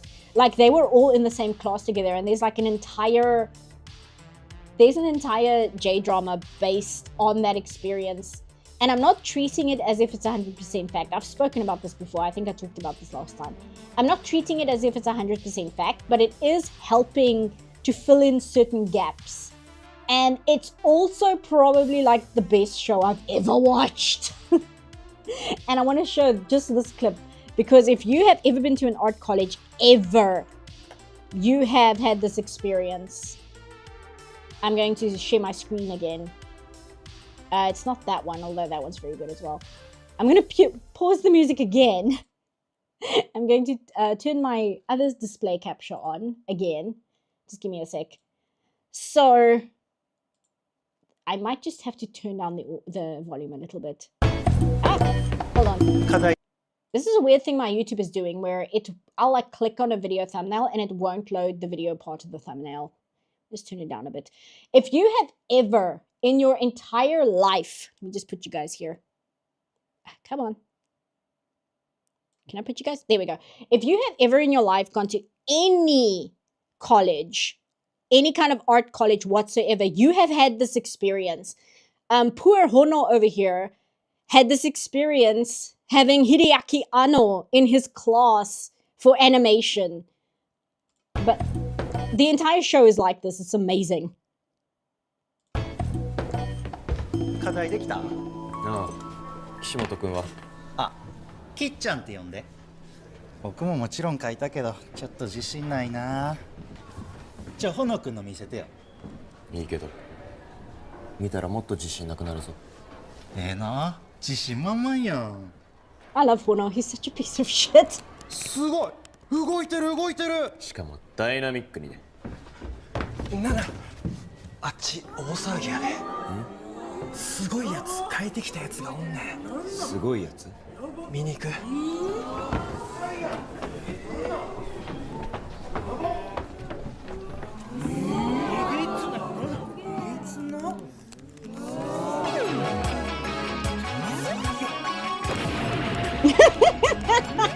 It's so good.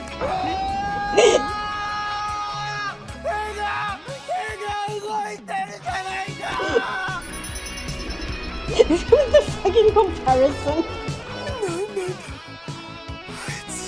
安野優らしい。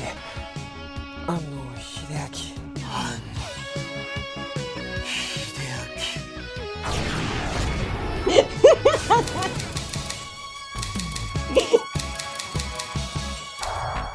So the whole show is like that. It's so good.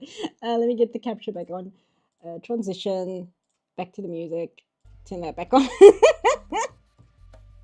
It's so good. It is such a good show. I didn't see a single Ultraman in that clip. Don't worry, Ultraman pops up later. I've already moved. Do you guys want to see the other clip as well? I've just shown you, but I really want to show this other one as well. But I don't know whether I'm just like holding up the stream. Like, you guys came here for me to do art, not for me to like watch clips of Aoi Hono on screen. The running animation was more dynamic. I mean, true. Hold on, I am gonna show you guys the other clip. Just give me a sec. Just because this one is really, really good as well. And this one is really good because I am both this person, and I also know people exactly like this. Where is it? Not that one. Here we go. This one. Hopefully YouTube will actually open the video. Yes, it will.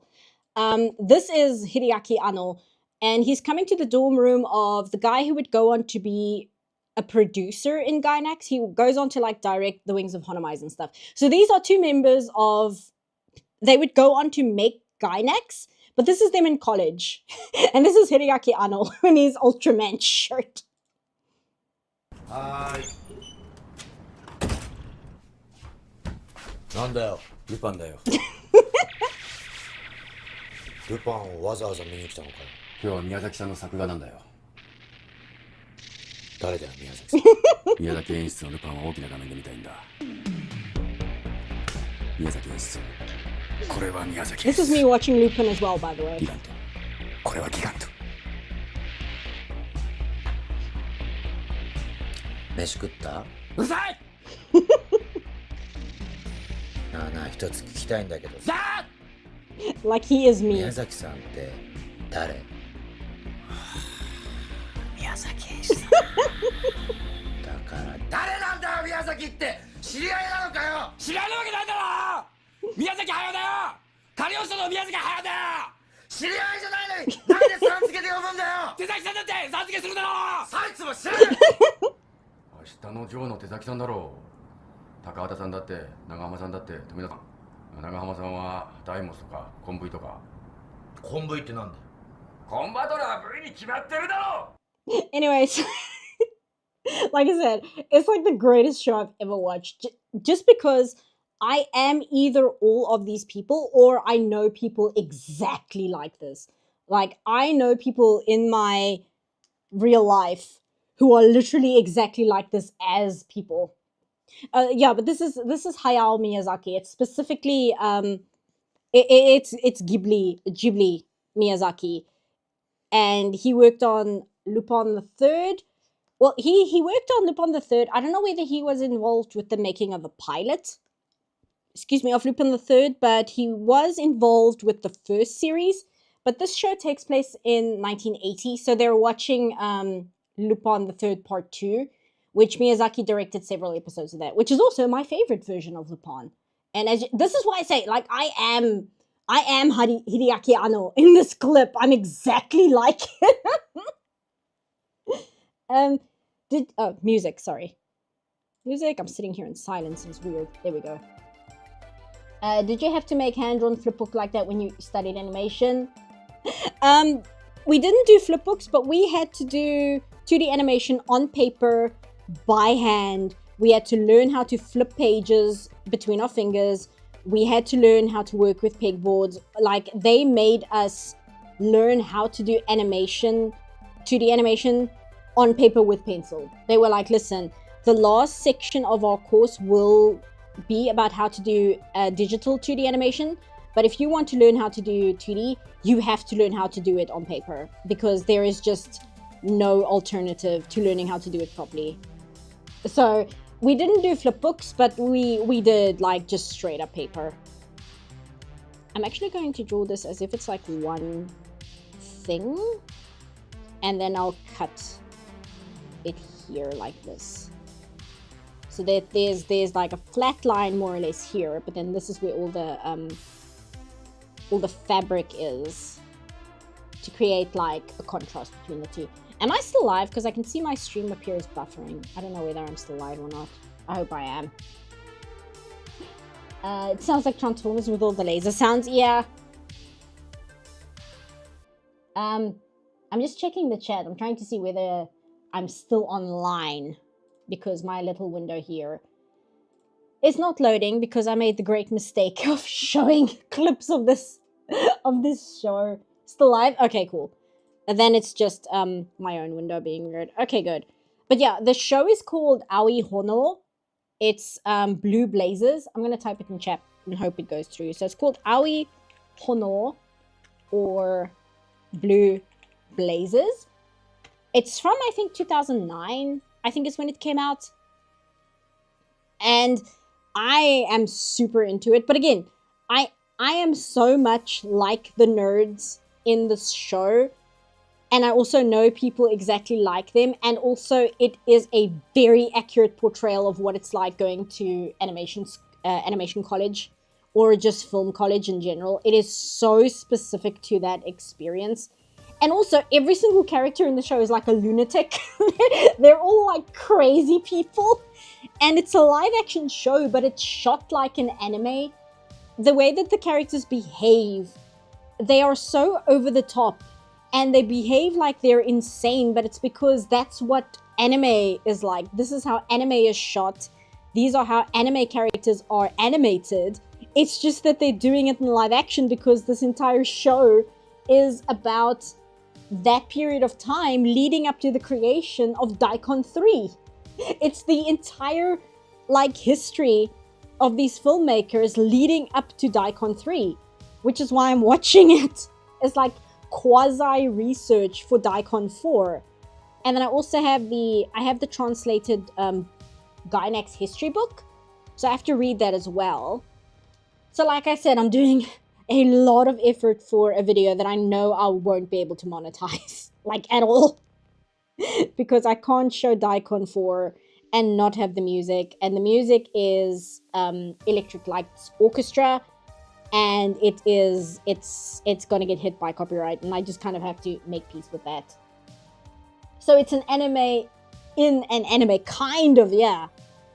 It's about people learning to make, not anime per se, they're there to learn how to make film, but part of it is anime.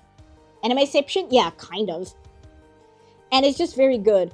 And I like Hono himself, because Hono, the main character, he's so arrogant about his own artistic abilities, because he's like a brand new college student, right? So he has that thing that almost every single person who's an artist who went to an art college has, where when you show up, you think that you are going to be one of the best artists there. Maybe not everybody has this issue, and maybe not anymore. It was probably more of a thing in the 2000s. But you show up and you're like, yeah, I'm one of the good ones. I'm going to be one of the good artists here. I don't have to learn as much as the other people. And then you find out like everybody there is either as good or better than you. And then you just kind of have to cope with that. And so Hono is this weird mix of extremely overly arrogant about his own artistic ability, but also being lost in what he wants to do as far as an art career goes. Because he flip-flops a lot. He doesn't know whether he wants to be an animator. He doesn't know whether he wants to be a manga artist. He's not sure. And he's not sure what he wants to do. And it's while he's in this college, meeting people like Hideaki Anno, that he realizes some people are just better than you, and you just have to cope with that. What is wrong with the 2000s? Not much. It's just that in like modern day, teenagers who do art are far more exposed to other people who also do art, so I feel like they have a bit more perspective into how good or bad their abilities are. Whereas in the 2000s, there was the internet, but I think the ability to kind of delude yourself that you are this incredible artist because everybody in your high school praised you was a lot more prevalent than it is today, where you can go onto any social media website and realize, oh, I am a very small fish in a very big pond. Because you have movies like Look Back, which I watched a while ago, and it absolutely destroyed me emotionally.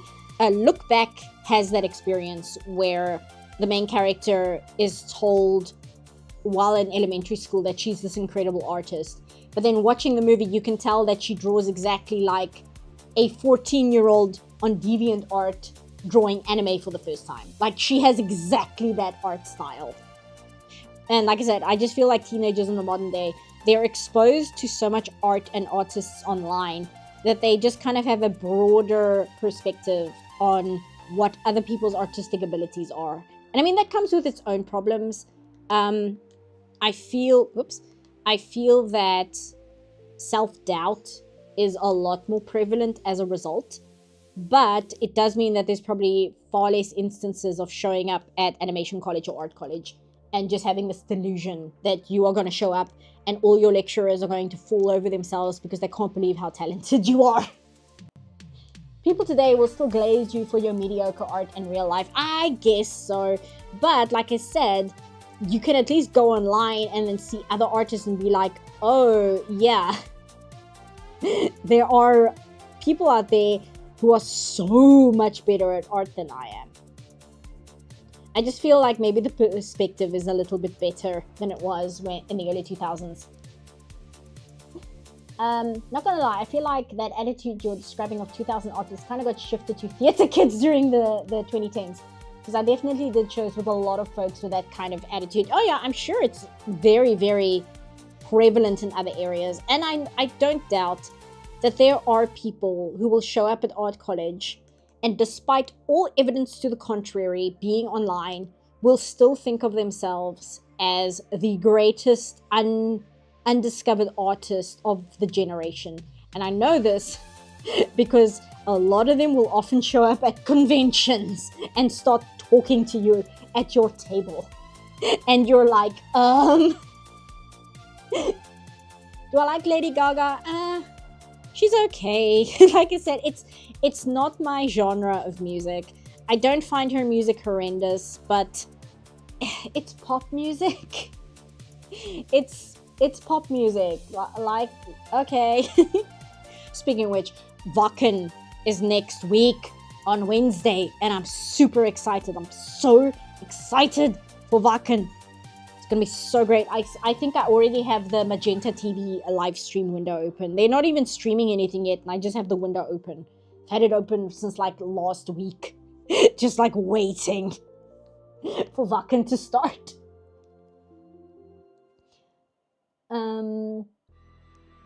Somehow, oh, I see. You guys are talking about, like, I guess you guys are talking about modern art, because like that's an entire discussion on its own as well. Yeah, my live window here is still being very funny. I don't know why it isn't cooperating with me, but if you guys can see, you see me, that's really all I care about, so it's fine. If you guys can see me, it's fine. If I can't see myself, that's also okay.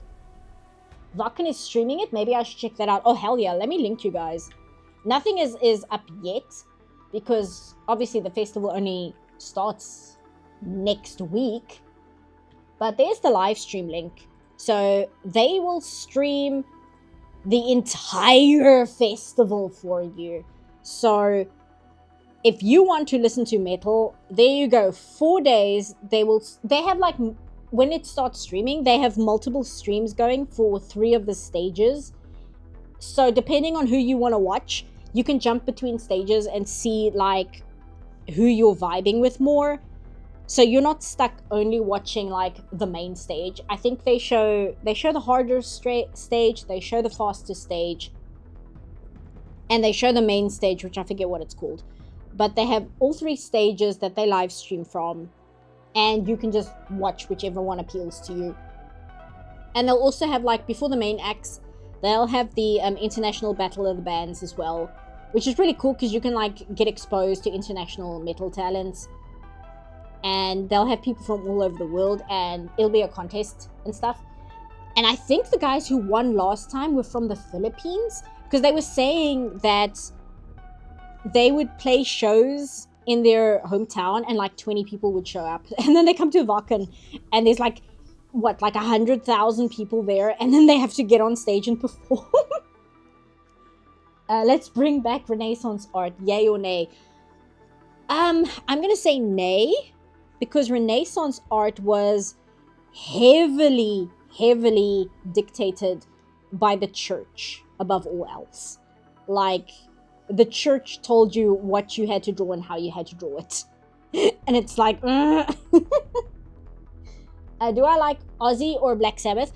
I'm not super into them, but not because there's like anything wrong with them. It's just I have other bands that I like more. Blind Guardian is like my favorite band of all time. So anything more along those lines tends to be what I like. I know we talk about Sabaton quite a bit. I like Sabaton, but Blind Guardian is like the #1 band. But again, I don't want to talk too much metal because I know it like alienates a lot of people. Because people are here for like cartoons and animation and anime and all that stuff. So when I start talking about metal, like the majority of the chat is just like, huh? Apart from like 1 or 2 people who are like, oh hell yeah, Sabaton. Sabaton's not at Vakken this year though. Rip Ozzy, yeah, I heard about that. What I found very funny, in a morbid way, I suppose funny is probably the wrong word for it. I heard about Ozzy Osbourne's death pretty much instantly the second it happened. It took me like 2 days to find out that apparently Hulk Hogan passed away as well. It's just like, oh, okay.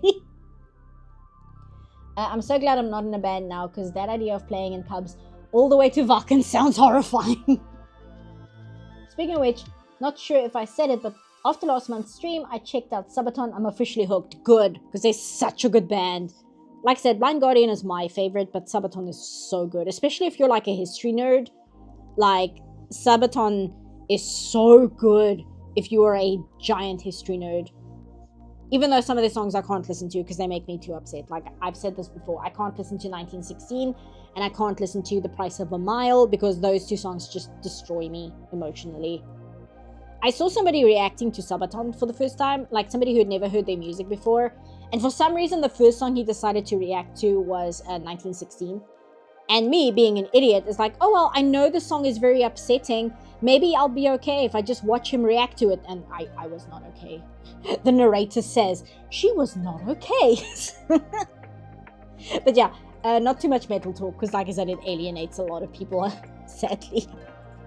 I would love to, but also, I'm not as knowledgeable as I probably should be. I just like the bands I like, which is like Blind Guardian and Sabaton and Powerwolf and who else? Brothers of Metal is very good as well. And like I said, it just kind of alienates a lot of people. But to speaking of that, rewinding. So like I said, I'm kind of toying with the idea of doing a video on Steven Universe about giving it a second chance, and just what I find rewatching it. I'm a little intimidated because I know there's so much information that's come out from the Crooniverse and about its production and things people have said and the art book and everything. And I don't really have the resources or time or energy to sit down and research the show, like do an in-depth research about it. But I do still want to talk about it, so I'm gonna have to like make a, I guess, caveat is the word, statement at the beginning that's like, listen, I'm just talking about my experience with the show. This isn't really a video discussing its history or the fandom nonsense that was going on while it was airing. This is just my experience watching it. The Powerwolf? Yeah, Powerwolf's great. I feel like TikTok has replaced Tumblr in the way they affect culture. Clothing, music, movies are now influenced by TikTok. TikTok is the boss now, not Tumblr. There's so many memes on Tumblr. But yeah, speaking of the TikTok thing, I saw somebody say that the new Pixar movie, Elio, apparently so much of that movie is filmed in a way where it's pre-made in terms of composition for TikTok edits. Like the entire movie is shot in a way where if you edit it in a portrait mode on a phone, you can put clips on TikTok and you wouldn't lose anything of the image. And the entire movie looks that way. And I'm just like, oh, that sounds like a hellish experience. Attack of the Dead Men on the Last Stand. I don't know what you mean by that, but I just saw the word Attack of the Dead Men and that's my favorite song by Sabaton. Seriously? Yeah, I saw people saying that, but I haven't sat down and watched the movie myself to say whether I think it's true or not. But I've seen more than one person mention that. I've seen like different people point that out. And like people who aren't friends with each other, people who like independent from each other have pointed that out. And I'm like, oh, that sounds terrible. Sorry, my throat. I saw an analysis of that and that just sounds annoying. Yeah, because like you can't make a movie that way unless you specifically want to make the movie in portrait mode. In which case, just literally just make the movie in portrait mode. Just do that. But they want to have their cake and eat it too. They want it to appeal to like the moms and their kids who want like a movie, but they also want to appeal to like the TikTok crowd that'll just like clip scenes from it and post it on TikTok. They want both. Wes Anderson would do it? Yeah, he would. He would do it and he would somehow find a way to like make it work. Like he would just figure out a way for it to actually work. It reminds me of like when Brother Bear had a is it 5x4? No, it's like 3x4 or 5x4. I forget which one. It started the movie in like a full screen aspect ratio, and then only after Coda, I think it's Coda, yeah, after Coda became a bear, then it switched to widescreen. And I always thought that was a very, very cool artistic decision. And I just thought it was a really interesting way to tell the story. But I think that's literally the only example of Disney doing something interesting like that with aspect ratios like ever. Are there any pop singers that I like? Not counting anyone from the 80s because I am biased towards 80s music. I genuinely just like 80s music. I don't really know because again, I don't listen to modern pop and I don't really listen to radio because why would I? So I'm really not aware of a lot of it because so much of it is just like, okay.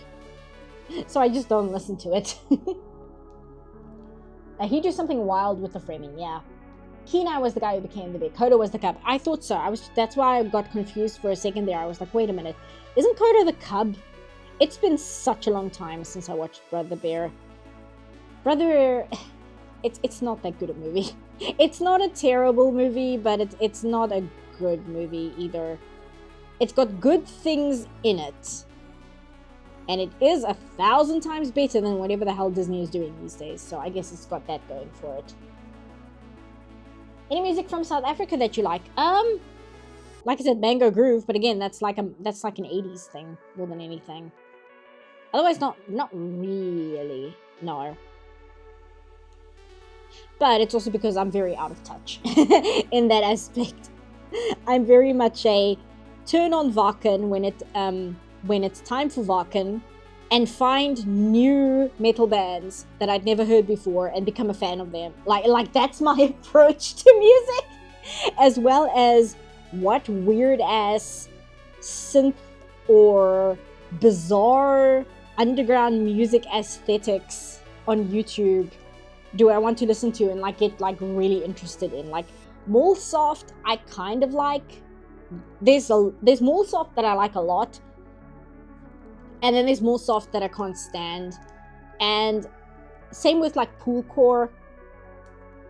Deep Sea Current, who's a YouTube user, they recently made a playlist of Poolcore music that's very, very good. So I like that. But then I've heard like other Poolcore music and I'm like, I really don't like this. So it depends. Oh, is somebody having a birthday? You know, old music outsells newly created music. So if you think about it, 80s are pop music. Yeah, I guess. Whose birthday is it? Robin Faye? Where? Oh, here you go. Hey, here you are. Hey, Seapuff and Chat. Perfect time for a stream. It's my birthday. Happy birthday, Robin. I hope it's good. So what do we think Vodamus is? I genuinely don't know. I don't know whether it's like a fake fashion brand, like, what's that Chinese brand that uses My Little Pony art a lot? Is it Mochinos? Something like that. I'm guessing maybe it's like a fake brand like that, perhaps. This eye feels very off now that I've taken the these lines away. I'm gonna have to shade this, otherwise it's going to look really bad. Okay, so let's get the colors here. Where are the colors? Also, I need to like take a drink quick. No, not Zardoz. No, not that one. There we go. That's the one I'm looking for. I just want to grab a drink of my water quick. Let me just mute the mic so I'm not gulping in your ears. Where? Oh, here we go.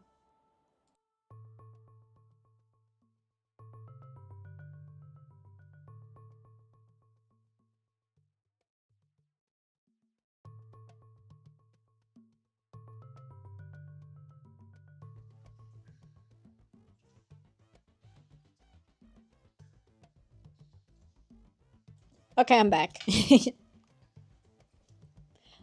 I drink sparkling water. I don't drink like still water. So, so drinking it is always a bit of a gamble. Because if I drink it too fast, then I'm just going to spill it all over myself. Anyway, let's do that. Do that. Do that. No, not red. We needed blue. There we go. Go here. Where is turnip pen? There you are. Get that. I don't think I can really... I like color dropping when I draw on stream just because I don't have to like sit and wonder about colors. But I can't really do it with this image. Let me see if I can find one online.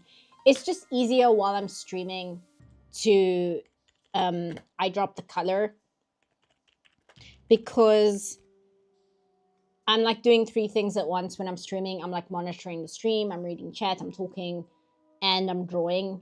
So trying to do things like work out a color scheme can be a bit tricky because I'm not like operating with my full brain. Okay, here's some concept art. That's concept art. If I can get like some official art, that would be amazing. I don't think this is official art. Maybe it'll be okay. What about this? Oh no, that's somebody's fan art. Okay, that's not gonna work. Let's see what Animation Magazine has, because Animation Magazine tends to have pretty good references. Okay, not that one, not that one, not that one. Okay, no, they don't actually have. I might just have to wing it with the colors. Just suck it up and just do my best. Here, go to, there we go.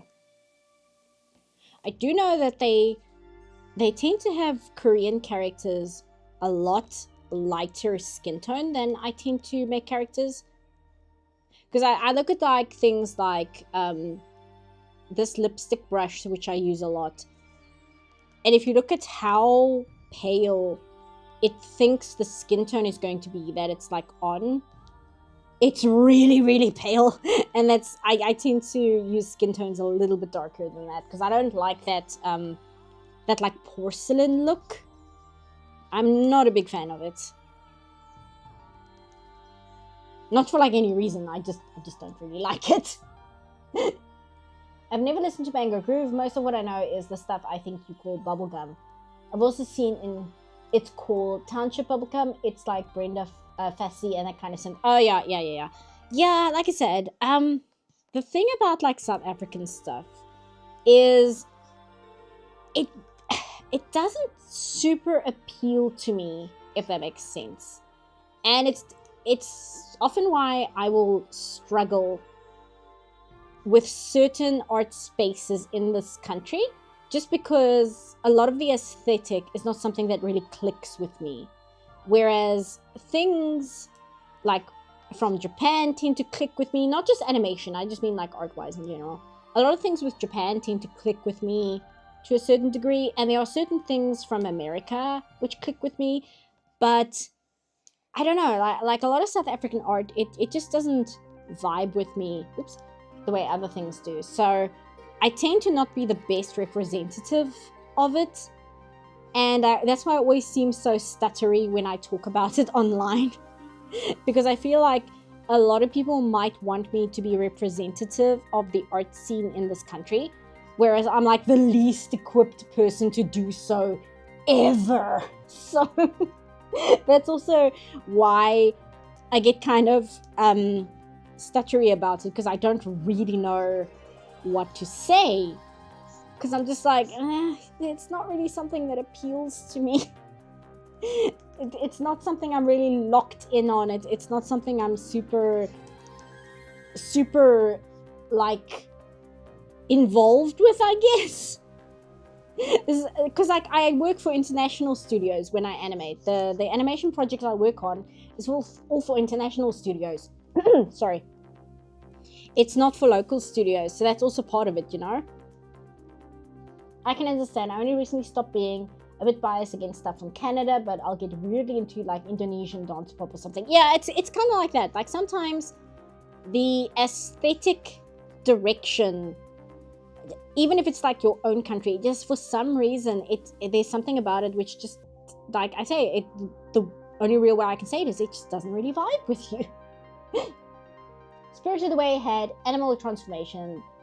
That was a pretty decent movie. What are you talking about? I think I'm halfway into the conversation, Brian. Is this Inkscape? No, this is Clip Studio Paint. Unless you mean the music, which in that case I don't know. But no, the art program is just Clip Studio Paint. I see Sam and Brian are having a conversation. I'm in top chat. Why am I in top chat? Let's go to live chat. There we go. Animal transformations don't have that much rage in storytelling, in my opinion. I see. It worked with The Emperor's New Groove, but that was a comedy. It just doesn't work with more serious stories. I'm not sure I agree, but I think that it has to be done carefully in movies like anything Disney puts out, because as you see with Brave, it's going to be so easy to point at anything Disney makes and go, oh, it's a Brother Bear thing. Like even The Emperor's New Groove, I don't know who I was watching react to it, but somebody was like, oh, it's like another Brother Bear thing, and I'm like, what? That's such a weird way to talk about The Emperor's New Groove, but okay. Excuse me. Okay, I guess. Trans characters that are stereotypes, but the writer doesn't realize it. I don't know. I don't know whether you're like halfway through a conversation with somebody else. I feel like I'm really stepping on conversations here. But yeah, that's my opinion on the animal transformation stories. I think that it's something that rarely works well in the very, very small defined box that Disney kind of puts themselves in. Because Disney has such a specific way of telling a story and such a specific way of writing characters and plotting out how a movie goes, that when they do an animal transformation story, it is going to feel a lot like Brother Bear or Princess and the... I always want to say, yes, it is Princess and the Frog. Or Princess and the Frog, not really the Emperor's New Groove, because that is kind of its own beast. That was a very, very specific situation that caused that movie to exist. But whatever Disney does with the animal transformation, it's going to fall within very, very set parameters of how they write things. So it's going to be very difficult to do an animal transformation story and not have people be reminded of Brother Bear or Brave or any of the other 5,000 movies, it feels like, where they did animal transformation, even though they only really did it like, what, 3 times at most. But in terms of doing it well, I'm trying to think of like other animated movies that did the animal transformation thing where it kind of worked differently. But I think the other problem is that very often the animal transformation story in an animated movie is going to be this thing of like, oh, human being transforms into animal, goes on animal adventure where they learn more about what it's like to be animal, and then has to find a way to transform back. Like, so much of it is going to fall like within those exact story beats. And then, because then you throw in all the more structured Disney things, like the way the characters look, the way the characters behave, the way the dialogue is written, and it's just going to feel like another one. Andrea says, Rob Schneider is a carrot. Yeah, see, like Brian's mentioning Porco Rosso. That's a good example, because that's the version of an animal transformation story that is absolutely not in any way, shape, or form going to remind you of Brother Bear. So much so that I wasn't even thinking of Porco Rosso as being an animal transformation story until you brought it up. Because it's just so far removed from what we think of when we think of animal transformation story, because we always think of things like what Disney did with Brother Bear and Brave and Princess and the Frog and whatever else that like falls within those lines. And then you have Porco Rosso, which is like this absolute masterpiece of a movie and just kind of does something completely different with the idea. I don't like this song. Like, those keyboard beats are really harsh on my ears. There we go. That's what I mean in Disney movies. Animal transformation movies have a specific limit. I don't understand why they did it 4 times. I don't either. Part of me wonders if, like, because that's the other thing. I feel like people will have an original way they want to do the animal transformation story, but then to sell it to the executives, they're like, oh, it's going to be like when we did it with X. And then the people in charge are going to want them to lead more and more into doing it the exact same way they did the previous animal transformation story, because the execs know that it sold last time. So just kind of do the same thing, because we already know it's a successful formula. Porco Rosso is my top 3 Miyazaki films. I'm trying to decide what mine are. I commented on Sai's video where she was covering Lily Orchard's video of, what was it? Let me just think for a second. It was Lily complaining about the action-adventure genre again. And Lily Orchard was saying, oh, people only like Princess Mononoke because of the action side of it. And Lily was like, if you really liked interesting stories, you would like things like Only Yesterday. And then I commented on Sai's stream and I was like, well, Only Yesterday is my second favorite Ghibli movie, so what now? But my favorite Miyazaki movies, Castle in the Sky is number 1. It's always going to be number 1. There's just like no arguing with that. Second, it might actually be Porco Rosso if I think about it. Like, that's the one that like starts popping in my head immediately with like bright flashing lights being like, Porco Rosso, this is a good movie. So it might be Porco Rosso. I don't know whether I'm like forgetting a very obvious Miyazaki movie. But I mean, there's Kiki. Kiki's delivery service is also really, really good. But I think Porco Rosso just resonates with me more. So I think I would have to go Castle in the Sky, Porco Rosso, and then Kiki's Delivery Service. I think that might be subject to change. Princess Mononoke, it might be up there to a certain degree, but it's one of those things where even though Princess Mononoke is like one of the best Miyazaki movies, that doesn't mean it resonates with me personally as much.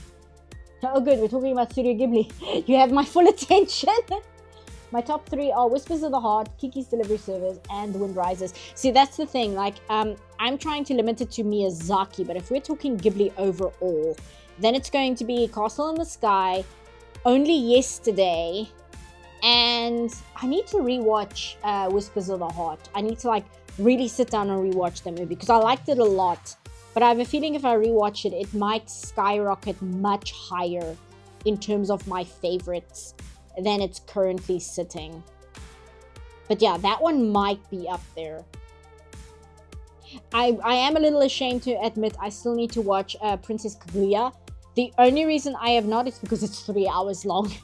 That's literally the only reason I have not sat down and watched the entirety of Princess Kaguya yet.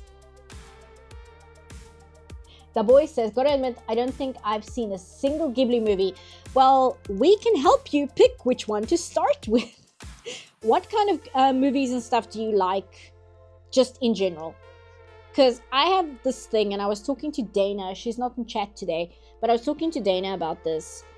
I really dislike it when people say things like, oh, I've never seen anime before, and then the person they're talking to automatically suggests Attack on Titan or Sword Art Online, or like whatever the very big popular current thing is. And I'm like, well, you didn't even ask the person what kind of stories they like. Maybe they won't like Attack on Titan because they don't like that kind of story. And if you tell them to watch that as their first anime, not knowing if it's even something they like, they might end up hating it, thinking all anime is like this and never give it a try again. Studio Ghibli turned 40 years old this year. Really? I'm gonna have to I'm so bad at numbers, but it depends because Nausicaa and the Valley of the Wind is not technically a Ghibli movie. It is now, but when it was made, apparently it wasn't entirely under the name of Ghibli. I know that Castle of Cagliostro is not a Ghibli movie, even though it's under the Ghibli umbrella now, I think? Question mark? It might not be. But when that was made, that was not a Ghibli movie. And I don't know whether Nausicaa was a Ghibli movie when it was made.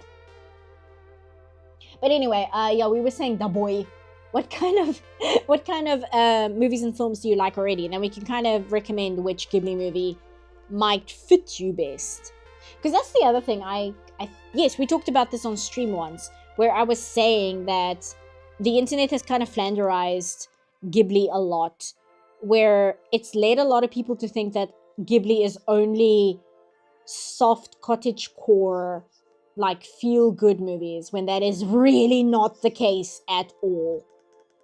And the only reason people think that is because they keep watching Ponyo over and over again. Da Boy says, in general, I tend to like funny movies or lighter toned movies, but I like more serious tones also. I'm into action, adventure, fantasy, mysteries occasionally, stuff like that. It does narrow it down a little bit. So I wouldn't recommend Only Yesterday. I wouldn't recommend... You might be into My Neighbor Totoro as a first time, but I don't know whether that's a good one to start with. Princess Mononoke might be a little heavy as a first timer, but no, don't listen to Brian, because Brian is telling you to start with Grave of the Fireflies. Don't start with Grave of the Fireflies. Don't do it. Brian is trying to trick you. But in that case, I might suggest Spirited Away. Spirited Away might be a really good one to start with because it is a fantasy story. It's kind of action, but then again, not really. It's got serious tones in it, but it's not like oppressive, and it's gorgeous. It's got like some of the best direction I've ever seen in my life. So that one might be a good one for you to start with. Peeps taking only the pleasant stuff from Ghibli. I keep saying Ghibli, I'm so sorry. From Ghibli whilst filtering more heavy subject material. Yeah, a lot of them do that, and I don't know why. I really don't know. We've talked about this on stream before, so I apologize if I'm retreading old ground. But I don't know why they do that. I feel like they watched Ponyo, and then I don't know if they decided all of Ghibli is like that, because a lot of them end up talking or liking Howl's Moving Castle as well, and Howl's Moving Castle is very, very much not a feel-good cottagecore story. I don't really like Howl's Moving Castle, but I acknowledge that it is not just vapid. There's at least stuff going on there. It's actually like it knows what it's trying to tell. I just have an issue with its I have an issue with Howl's Moving Castle's structure. Not so much its themes or even its story. I just don't like the way the movie is structured very much. But I feel like the people who just think Ghibli is like this light cottagecore feel-good movie, they'll focus on Ponyo, and they'll focus on the romance of Howl's Moving Castle, but nothing else of Howl's Moving Castle. And then I guess Kiki's Delivery Service, but Kiki's Delivery Service actually has interesting themes going on. It's all about being an adult and turning your passion into your career and suffering burnout as a result. Like, that's what Kiki's Delivery Service is actually about. There's a lot more going on there, but if you want like the most blanket summary of what the themes of Kiki's Delivery Service is, that's what it's about. You think Howl's Moving Castle is a great one to start with? Maybe. Like I said, I just don't like recommending it because I'm not a big fan of it. Like, I don't really like it. I tried very hard to like it. I've watched it like 4 or 5 times. And I just had to make peace with the fact that I think I just don't like this movie. So I try not to recommend it to people because I don't know whether other people will have the same problem as I do. Howl's Moving Castle does get pretty fractured middle way on in pacing and structure. Yeah, and there's also the fact that I don't really like Howl as a character in the movie. I feel that the personality that they were trying to go with him... Sorry, I just want to turn the music down a bit. The personality they were trying to go with him just didn't really translate very well on screen. I feel that they only managed to get certain aspects of his personality across, and unfortunately those aspects are the parts that make him kind of unlikable. Like the fact that he's selfish, he's childish. And I know why he's like that. I don't want to spoil the movie, so I don't want to go into like details as to why he's like that. But there's like reasons why he's hollow as a character, but at the same time, they don't have enough time in the movie itself to kind of flesh out what he's like if you were to see him as a more complete person. So I end up not really liking him. I don't like him as a character. I think the English dub is so good for Howls that maybe it makes me biased. I mean, that's fair. You know, with how hard I crashed out from a lot of my hobbies, Kiki's Delivery might actually sound super relatable. Yeah, in that case, give Kiki's Delivery Service a look, because that one might actually be good for you, because it's not a fantasy adventure per se, but it's not depressing or heavy. That's why I think a lot of people kind of lumped it into being like a feel-good cottagecore movie, but it is really talking about burnout and trying to find your way in life as a young adult. But Kiki in the movie, I think she's 13, but essentially being a young adult and finding your footing in the world for the first time. Like, that's what the movie is about.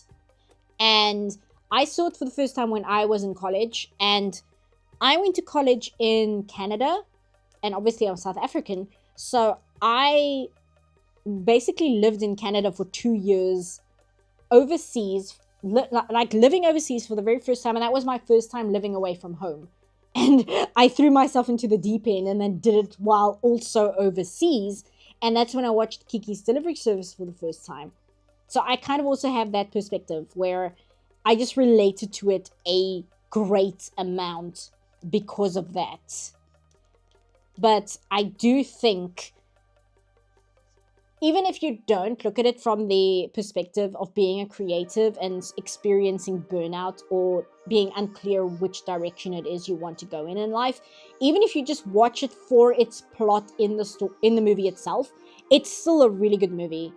And it has one of my favorite Ghibli artists as the background artist. And the backgrounds in the movie are just gorgeous. I think the backgrounds in My Neighbor Totoro might be the best backgrounds. No, I take that back. The best backgrounds in Ghibli is in Pompoko. But if we're going to talk about just Miyazaki, I think the best backgrounds in a Miyazaki movie is probably in Kiki's Delivery Service. Did you know that the English version of My Neighbor Totoro stars Dakota and Elle Fanning as Satsuki and Mei and Frank Welker as Totoro? I did not, but when Ponyo came out, I remember I was so grouchy about the dub because I saw it in theaters, right? And I was so grouchy about the dub and I was so annoyed because this was the time when, what was the man's name? Pixar guy, John Lasseter. John Lasseter had it in his head that he and Ghibli were like rival companies, and he was like trying very hard to like cozy up to them while also having this very strange one-sided rivalry with them. So then Ponyo came out, and I think it was like Miley Cyrus's younger sister did the voice of Ponyo, something like that. And one of the Jonas Brothers did the voice of what was the Sosuke, I think the boy's name is. Like, and just that alone made me go, oh no. Oh no, why? So I was like supremely grouchy about that. It's not actually a big deal. Like, it literally does not matter. But I was like in my very, very early 20s. I might have still been 19 at the time. So to me, that was like really, really important and annoying that they got celebrities to do the voice acting in this movie distributed by Disney. It's like, it's not a big deal. Spirited Away is absolutely wonderful. Yes, Spirited Away is great. I think that's the first Ghibli movie I ever saw was Spirited Away, because it won the Oscar for Best Animated Feature the year it came out. So it was the first Ghibli movie in my country that was like widely available. So it's the first one I saw, which is actually a good thing, because I think before Spirited Away, the only Ghibli movie that would probably have been available to me would be like one of the horrendous hack jobs of like Nausicaa and the Valley of the Wind, where instead, you know, the Warriors of the Wind cut, which was so bad that Hayao Miyazaki for a very long time said he would never release a movie in the western side of the world again ever, just because they butchered Nausicaa so badly. Like, that's probably what I would have seen if I didn't see Spirited Away first, because of availability. My favorite line from Spirited Away: welcome the rich man. He's hard for you to miss. His butt keeps getting bigger, so there's plenty there to kiss. Also, you mentioned that you studied in Canada. Where did you go? My guess would be Vancouver, but I don't know if there's anywhere else. Probably in Toronto, because everything's in Toronto. I was actually in Vancouver. I was at Van Arts. I was at the Vancouver Institute for the Media Arts, is where I went to. And it was really good. I really enjoyed it. I had a very good time, a very, very good time there. I met some really cool people. Some of my lecturers I wish I could keep in better touch with, but there's like one or two of them that are like super boomers. And like one of them who I really, really clicked with, unfortunately doesn't even really know how to copy paste things on a computer. So I can't like hit him up on Facebook or anything like that, because the dude barely knows how to operate a mouse. But no, I had a lot of fun at Van Arts. I still have like a lot of my student notes and some of like my Van Art backpack and things like that. I still have a lot of those things. But yeah, that's where I studied. And I studied the 2D course and then I did the 3D course after that. I need to see that botched super old dub of Nausicaa someday for morbid curiosity purposes. You know, now that you say that, maybe I should do that as well. Like, okay, chat, would the supremely butchered cut of Nausicaa be better or worse than watching Velma season 1 and 2? Like, which one would be the more painful experience? This is for science. I need to know what chat's opinion is on this. It's very important. Just your luck to make friends with luddies. Yeah.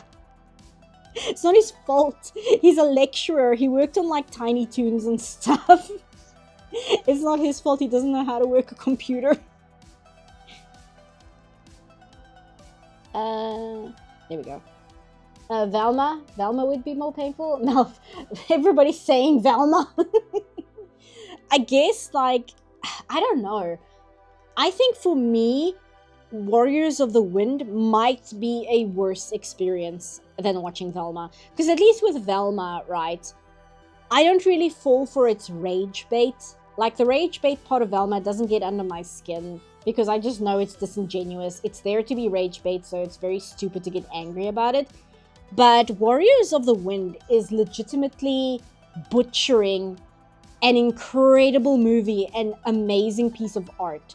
And I feel like that would get under my skin 1,000 times worse than Mindy Kaling could ever hope to. Because Velma is just a terrible, awful show with terrible, awful writing that's like purposefully trying to instigate its audience.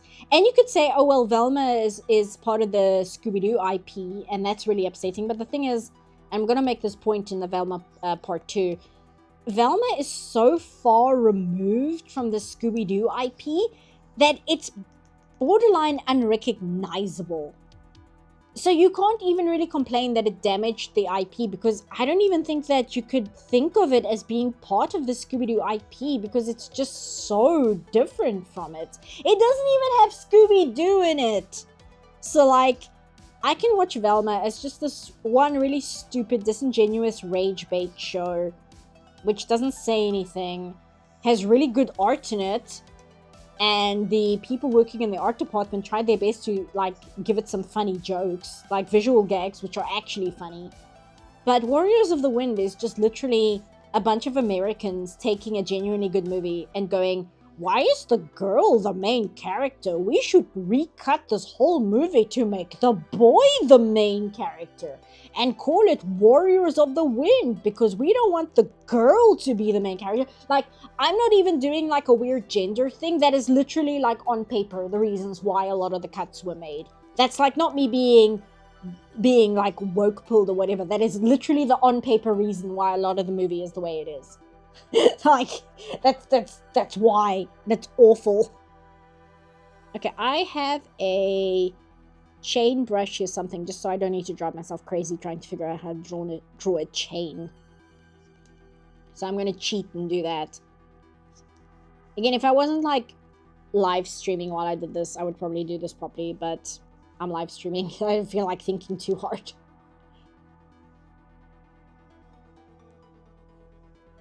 There we go. I just remembered that. Yeah, like, again, that's not me being like woke pilled or complaining about men or being like man bad, but that is a legitimate reason why a lot of the cuts to Nausicaa happened, is because the American company that got their hands on it didn't want the girl to be the main character. So they like tried to recut it and basically remove her from the movie just so that the boy could be the main character. And then that's why they called it Warriors of the Wind. They even removed Nausicaa's name from the movie because, again, they just didn't want a girl to be the main character. It's like really screwed up. Maybe I should watch it, just like to have it in my mental repertoire, to be able to say this is a thing I did. I sat down and watched Warriors of the Wind just to see how bad it is, because it might be something that's worth knowing to reference to now and again. And I feel like watching really, really terrible garbage like that can also be a reference for perspective. So if you want to like sit there and scream and yell that so-and-so is the worst show of all time, you can't do that because you've actually sat and watched things like Velma or the Warriors of the Wind cut of Nausicaa and things like that. Well, good job. My curiosity for Ghibli Miyazaki has been overridden by my morbid curiosity, so I'm looking up that cursed dub. Now, you know what you should do, the boy? Watch Nausicaa first and then watch Warriors of the Wind, because that way you can satiate your morbid curiosity and you can also have a better perspective for just why Warriors of the Wind is as bad as it is. Because if you watch Warriors of the Wind on its own, there's a very good chance that it'll be like, okay, well, it's bad, but I don't see what the big deal is. Whereas if you watch Nausicaa first and have that point of reference to then contrast and compare it to just how badly the like cuts were, so you just have like a broader perspective on why Miyazaki, when I think it was Disney said they wanted to bring Princess Mononoke to America, Miyazaki mailed a sword, like a katana, to one of the heads of Disney, and all it did, he emailed them a katana. No, he posted a katana to them and a letter, and all the letter said was no cuts. Like, and it's because of Warriors of the Wind that happened. That's a true story. That's a real thing that happened. I'm extremely prone to morbid curiosity, even when it was one of these streams that led me to watch Midori. Please, why, Andrea? I haven't even watched Midori. I refuse. Why did you do that? Don't. What? Oh, you know what? I don't want to talk about Midori again. Why? If you're in this stream, do not look up Midori. Do not watch Midori. Pretend you didn't hear us talking about Midori. Just expunge the fact that exists from your mind. It is not something you need to know. It is not something that will enrich your life or make you feel better in any way, shape, or form. You also won't even watch Grave of the Fireflies. Me or the boy? Because I was yelling about don't watch Grave of the Fireflies. You don't watch that as a first time though. That's the thing. Don't watch Grave of the Fireflies first. Because it's the hardest Ghibli movie to watch, because it is so emotionally harrowing to sit through the whole thing. It's just pain. It's a really, really painful movie to sit through and watch, and it's upsetting. That's really the end of it. It's like, hey, do you want to watch like something that'll just make you feel like garbage for a week afterwards? Watch Grave of the Fireflies and watch Barefoot Gen. You know, like those two on the same level, I feel. I don't know whether Grave of the Fireflies is worse than Barefoot Gen. It might be. I don't know. It depends. Midori? No, forget about Midori. We're not talking about Midori. Midori has CP in it. That's why we're not talking about it. I don't want to talk about it. No, stop it. Stop it. A week? Try a month. Yeah, I thought about saying a month, but then I was like, I don't know. Is a month like overshooting how terrible Grave of the Fireflies makes you feel? Like, I don't know. I'm saying a week because the last time I listened to 1916, that made me feel terrible for a week. But Grave of the Fireflies is a movie, so it might make you feel terrible for like a month afterwards. I'm not sure. I also think between the two, I would rather sit down and watch Barefoot Gen more than I would sit and watch Grave of the Fireflies, quite frankly. Movies don't make me cry. Grave of the Fireflies made me sob. Yeah. I remember back in the day, like before video streaming or video content was even a thing online, because videos were just too big to be able to distribute online. I would read articles, people talking about Grave of the Fireflies, and the way that people spoke about Grave of the Fireflies, it sounded like they were talking about a horror movie, but not, like, it's not that they said it was a horror movie, it's just like the way that they said it affected you was akin to like the most upsetting horror movie you've ever heard about in your life. Actually really like Grave of the Fireflies. I haven't seen Barefoot Gen, but I could probably handle it. If you've seen Grave of the Fireflies, sorry, I need a drink. That's why I'm like stumbling over my words. If you've watched Grave of the Fireflies, then you would probably be fine with Barefoot Gen. Barefoot Gen is obviously a lot gorier than Grave of the Fireflies, so it's a lot more in your face that way, but I think the subject, like the perspective of Barefoot Gen might be a little less harrowing than Grave of the Fireflies, but only in comparison to Grave of the Fireflies, because Barefoot Gen on its own is also exceptionally upsetting. Grave of the Fireflies instilled me with a level of empathy I never knew I could have and shaped my perspective forever. Yeah, it's that kind of movie. And that's the thing, Barefoot Gen might be very upsetting, but I don't know whether Barefoot Gen can have an emotional resonance in that same way. Because like to me, Barefoot Gen is a lot like Mouse, I would say, in terms of its depiction and how it discusses its subject matter. Whereas Grave of the Fireflies is very much more a personal story. It feels like a personal account, even though obviously it can't be because of what happens to the characters. But it feels like it's trying to communicate an experience, whereas Barefoot Gen is also doing that, but it's more doing it... Oh, thank you, Avina. It's more doing that in terms of trying to explain what it was like to live through that event, whereas Grave of the Fireflies is more about the emotions. Also, hey Dana, thank you so much for the super chat. Why can't I like it? Is it because you're a mod? I'm not sure. I was dizzy and sleepy all day because I got new glasses. Human brains are a bitch. Hopefully you are having a nice stream and a happy Saturday. Thank you, Dana. Oh, that's why it's because I can't like it on the YouTube. I can't heart your super chat, but thank you so much, Dana. I hope you feel better. Getting new glasses is... it's not fun. Because, yeah, you have to adjust to the new lens. Even if it's the exact same prescription, you have to adjust to how the glass bends and stuff. So getting dizzy and feeling nauseous is super common. Spoonie once said that Grave of the Fireflies was the greatest movie he never wanted to watch again. Yeah, I think that's a perfect way to describe it. Because, like, I want to get back to reading Showa by my man Shigeru Mizuki. I really want to get back to reading Showa. And I think I could probably handle Showa a lot more than I could handle Grave of the Fireflies or Barefoot Gen. Because even A Drifting Life, I read A Drifting Life, I mentioned it before as well. A Drifting Life is different because the author was a teenager when the war broke out. So he wasn't involved in active combat at all, and I believe he lived in a more rural area. So his experience with the war was very, very different to Shigeru Mizuki.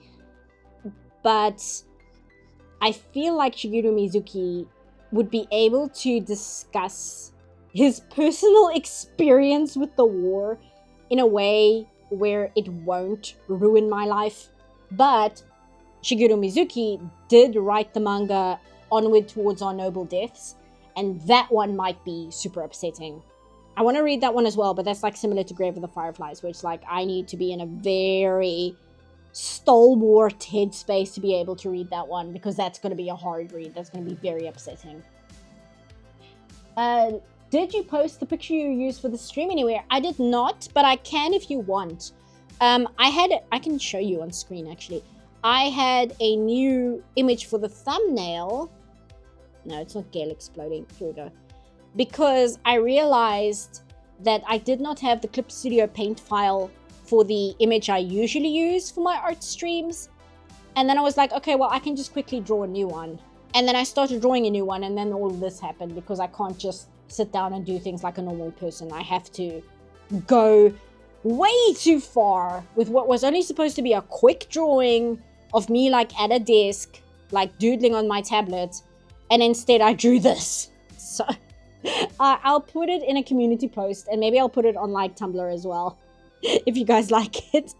But that's how that happened. And of course I did that like after work. That's the other reason why I only scheduled this stream like yesterday, because I thought about scheduling the stream earlier so that you guys knew it was happening today. But I needed the thumbnail, and I took so long to draw it because I made it overly complicated. I didn't just sit and draw something that would just be like easy. CPAF laws of aviation, yeah. I would say that Grave of the Fireflies is perfect anti-war film. Yeah, no, absolutely. But again, it's very, very upsetting and not something I would recommend for a first-time Ghibli watch. I keep saying Ghibli, right? Because I don't actually know how you pronounce the plane engine. Because Ghibli Studio is named after a World War I plane, I believe. So the word Ghibli is actually Italian. But then it's a Japanese studio, so they pronounce it Ghibli. And I don't know how you pronounce it in Italian. So I've always just said Ghibli. But it might... like, what is the Italian pronunciation? I would have to look that up. I should have by now. But instead, I just stay stuck in my ways and keep saying Ghibli, even though it's incorrect. It's not what the studio is called. It's called Ghibli. Fate said they're heading out. Where is the chat? I'm going to say I'll see you later, Fate. I don't see where your chat message is, but have a good night. Oh, it's Dr. Fate. That's why I can't see it. Where on earth is it? I'm looking for the name Fate, and it's actually Dr. Fate. You're here somewhere. I know it, but I can't see you right now. I go by the katakana now and say Ghibli. Yeah. It's probably the best way to go. Like I said, I just got very confused because the fact that it's a plane engine really threw me off.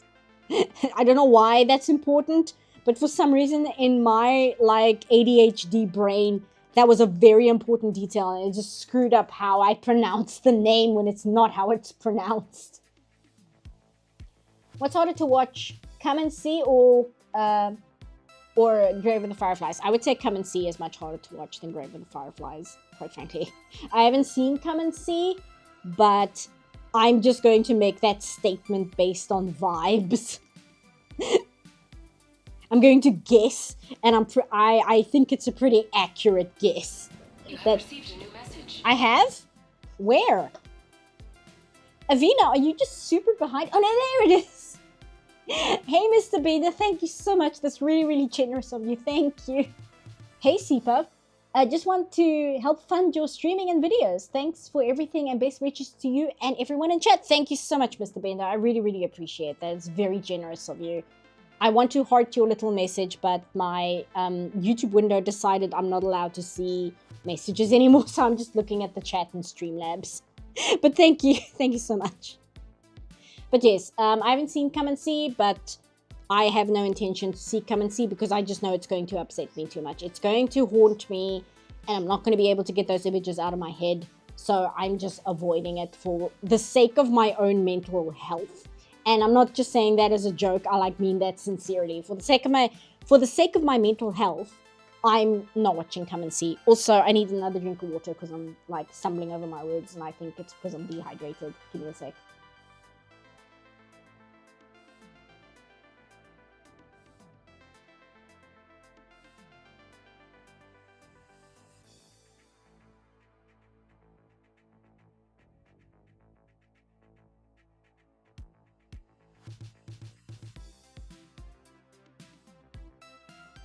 Okay, I'm back. Studio Ghibli because of iCarly. iCarly was... Sorry, I'm shifting position. iCarly was, I think, right at the point where I wasn't watching TV a lot because that was around the time that I was studying. Oh, sorry, I have to hiccup. Give me... Ah, sorry. Okay, I'm good. What explains Porcoroska? Oh, here we go. It's pronounced, is it Ghibli? I think, but the Japanese animators say Ghibli. Yes, but is it a hard G or is it a soft G? Is it like Ghibli or is it Ghibli? Because that's the part I'm tripping up on. Because it's a G and an H right after each other. So to me in my brain that means Ghibli. But again, it's wrong because that's not how the Japanese pronounce the name of the studio. I know it's going to have this line here because I used an anti-alias.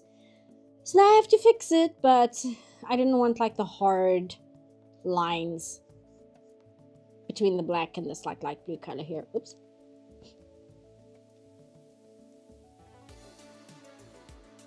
Here we go. Is it pronounced like the end of fudge or more like ZH? I have no idea. Are there any horror anime movies you'd recommend? Besides Perfect Blue, most horror anime I know is series. There's not that many, hey? In terms of like, I would say horror. I tend to find that Japan tends to have better horror content in manga form than in like anime form. I want to say Vampire Hunter D, but does that really count as a horror? It's horror because of the vibes. It's not horror because it's actually scary. Let me put it that way. Because like Perfect Blue is a horror because it's a horrific thing to sit and watch.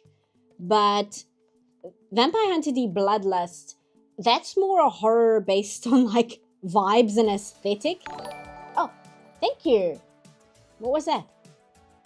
Oh, it's Mr. Bender who renewed his membership. Thank you so much, Mr. Bender. Mr. Bender. Does anyone know what the crown symbols are for? It's a new thing YouTube is doing to like show who's the #1 chatter in chat. And it's a thing they rolled out and didn't tell anyone about. So now all of us are like, it's just a new thing, I guess. We're doing this now, I suppose. Uzumaki by Junji Ito is a good horror manga. Don't know if it has an anime adaptation, but it does have a live action. Yeah, they recently made an anime and it was a really big scandal because everybody was super excited about it. And then it came out and I didn't even bother watching it eventually because everybody was talking about just what a horrendous adaptation it was. So I was like, okay, well, I'm not going to bother. I'm not going to waste my time in that case. Apparently, it's really, really bad. I have seen the live action of Uzumaki. The live action isn't terrible, but I don't like it because they did my favorite character dirty in the movie. Because he's like the best character in the manga, and then in the live action movie, they turned him into like a villain. And I just really, really, really disliked that. Because he was my boy, and you made my boy a villain for like no real reason. I don't understand why you did this. So that's my biggest problem with the live action one. If you want a live action movie that's kind of like Uzumaki, however, I recommend Pulse. What's the Japanese name for Pulse? Pulse? It's not haiku. What is it? Let me just look that up. What is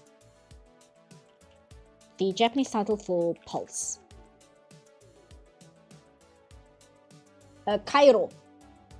Kairo, also known as Pulse, is a really, really good live-action Japanese movie. And I would say it has a similar feeling to it that Uzumaki does. It's not like the same thing. It's not like you could sit here and be like, oh, Uzumaki was inspired by Kairo or Kairo was inspired by Uzumaki. But I feel they have very similar tones. They have very similar, like, perspective, I guess, in a way. And I would, like, compare the two of them. And they're both very, very good. Pulse is a weird movie. Kairo, yes. Pulse is a weird movie, and I highly recommend it. It's very good. Also, I don't know why I didn't clock this the first time I watched Vinny play the video game, but one of the characters in Pulse is so obvious. Not one of the characters in Mouthwashing is so obviously inspired by one of the characters in Pulse. Like, it's shockingly like the way that Anya is inspired by The Shining. Daisuke is, let me just get the Pulse characters, you'll see what I mean. Daisuke is basically exactly this character from Pulse. In terms of design. Maybe not so much in personality, but design at least. Although he is kind of a himbo in Pulse as well. No, I don't mean like some 2B film. I mean the Japanese film. Why aren't you giving me pictures of him? Ah, Google is so useless sometimes. Ryosuke. Okay, so Ryosuke Takahashi, yes. Image, please. Yeah, here we go, this will do.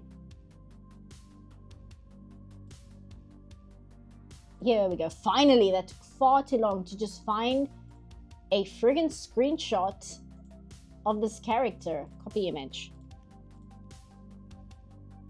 So this is Ryosuke from Pulse. And if you've played mouthwashing, it's Daisuke. It's literally just Daisuke. And again, see, like I was talking about the Steven Universe thing, right? Why does it not bother me when mouthwashing just like took Ryosuke here and made Daisuke? Like, that doesn't bother me at all. Like, I don't have any problem with that whatsoever. But when Steven Universe does that to Utena, why does it bother me so much? Like, why does it get under my skin so much when it doesn't with other things? So that's also why I think it'd be interesting to talk about Steven Universe and kind of like just try and explore why though. Like, why am I like this? Why does this bother me so much? But I don't think, like I said, I don't think if I do the Steven Universe video, it would be me like critiquing the show as like, this is why it's good, this is why it's bad. It'll just be like a personal retrospective on this series, quite frankly. Homage versus ripoff, it's not even that. Again, I'm not sure what my problem is. And that's kind of also why I want to make the video, because I can like, I can sit there and basically give myself a therapy session trying to figure out what the hell is going on with me. Why am I like this? It's the ADHD specifically. You know what? You're probably right. It's specifically that. Because I was also watching Steven Universe, and it was the episode where he's in his mom's room and he's imagining what it's like to hang out with his mother. And there's a scene in that where he decides he's going to play football with his mom. Or with the weird facsimile that the room has built that looks like his mother. And the second that football came on screen, I was like, you're going to do a Peanuts reference. You're going to do a Peanuts reference of Lucy pulling the ball away. You're going to do a Peanuts reference. And then Steven goes, you know, there's always something I wanted to try. And I'm like, you're going to do a Peanuts reference. You're just going to do the Peanuts reference. And then they do the Peanuts reference. And it like takes so long. And as Steven's running, I'm like, yes, you're doing a Peanuts reference. I get it. Move on, please. And then they do the Peanuts reference. And it goes on for such a long time. And then it's over. And I'm like, they did the Peanuts reference. I knew they were going to do it. And they did it. And now all I can think about is the show creator sitting there planning the fact that they're going to do a Peanuts reference. And now the scene has already moved on. And Steven is talking about his emotions to do with his mother. And all I can think about is the fact that the showrunners made a Peanuts reference. And I'm still thinking about it. And I'm not clocked into what Steven is saying. Because all I can think about is the fact that they made a Peanuts reference. It's so torturous, but that's like specifically an ADHD thing. That is like 1000% an ADHD thing where my brain is just firing off at like on like all cylinders, and I'm like 5 steps ahead of the show, and I'm already annoyed, and they haven't even made the reference yet. And as soon as they do, all I can think about is the show creators, and I'm so clocked out of what's actually happening on screen by that point. Because I'm just thinking about the meta of the show. And the show is already moving on in tone. And it's trying to have a serious conversation. And I'm just so distracted by what the show has done. And it's such a shitty experience. It's so annoying.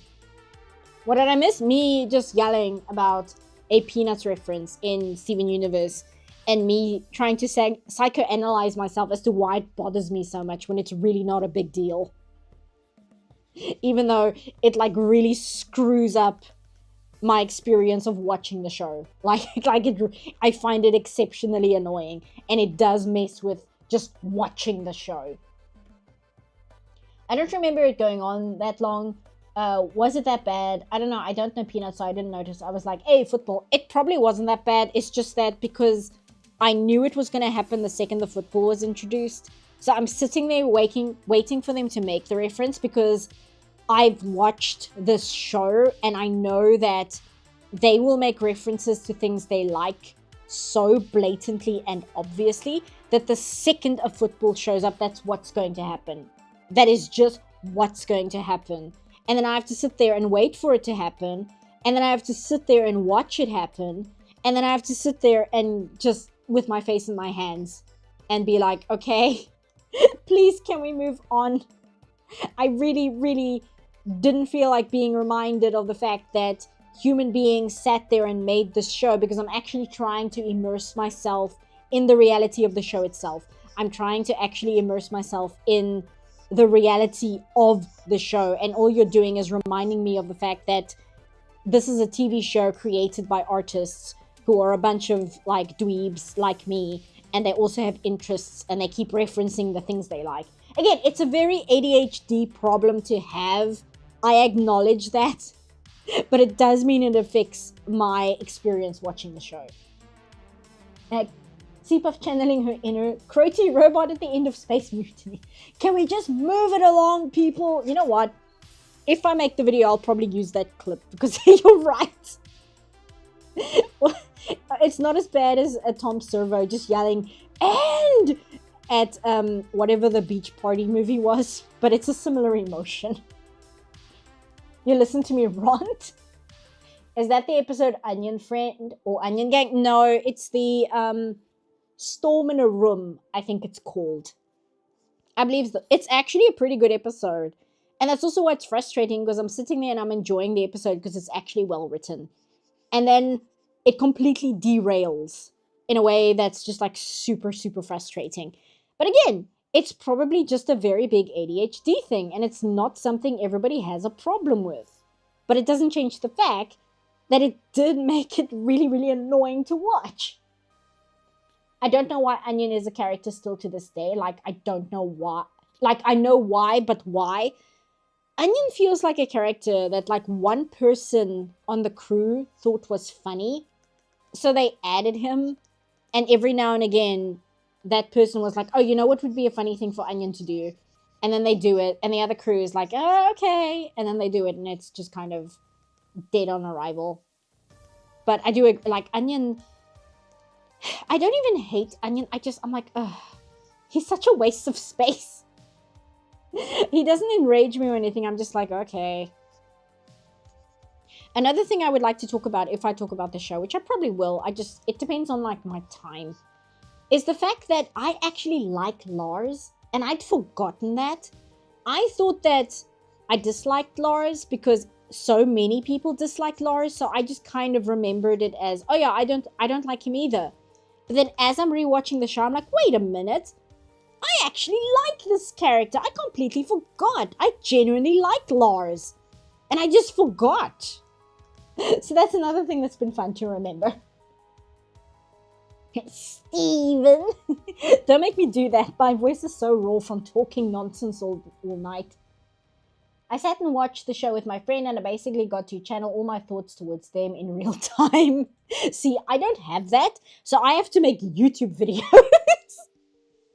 My YouTube videos are my proxy to ranting at people, because, like, I can rant to certain friends, but a lot of them don't always know what the hell I'm on about.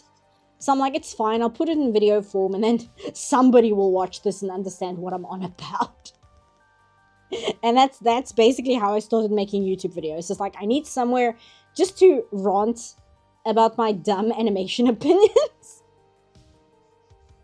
I don't want to go too crazy with shading here, but she's going to need a little bit of color on her lips. Otherwise, this is going to look very dead and flat. Where's that lip brush I was just showing you guys? Here we go. That's really small. Maybe? Yeah. Yeah, that works. Is Cartoon Network still alive? Yes, it is, technically. The new guy in charge of Warner Brothers is doing everything he can to run that studio into the ground. but Cartoon Network does, in theory, still exist.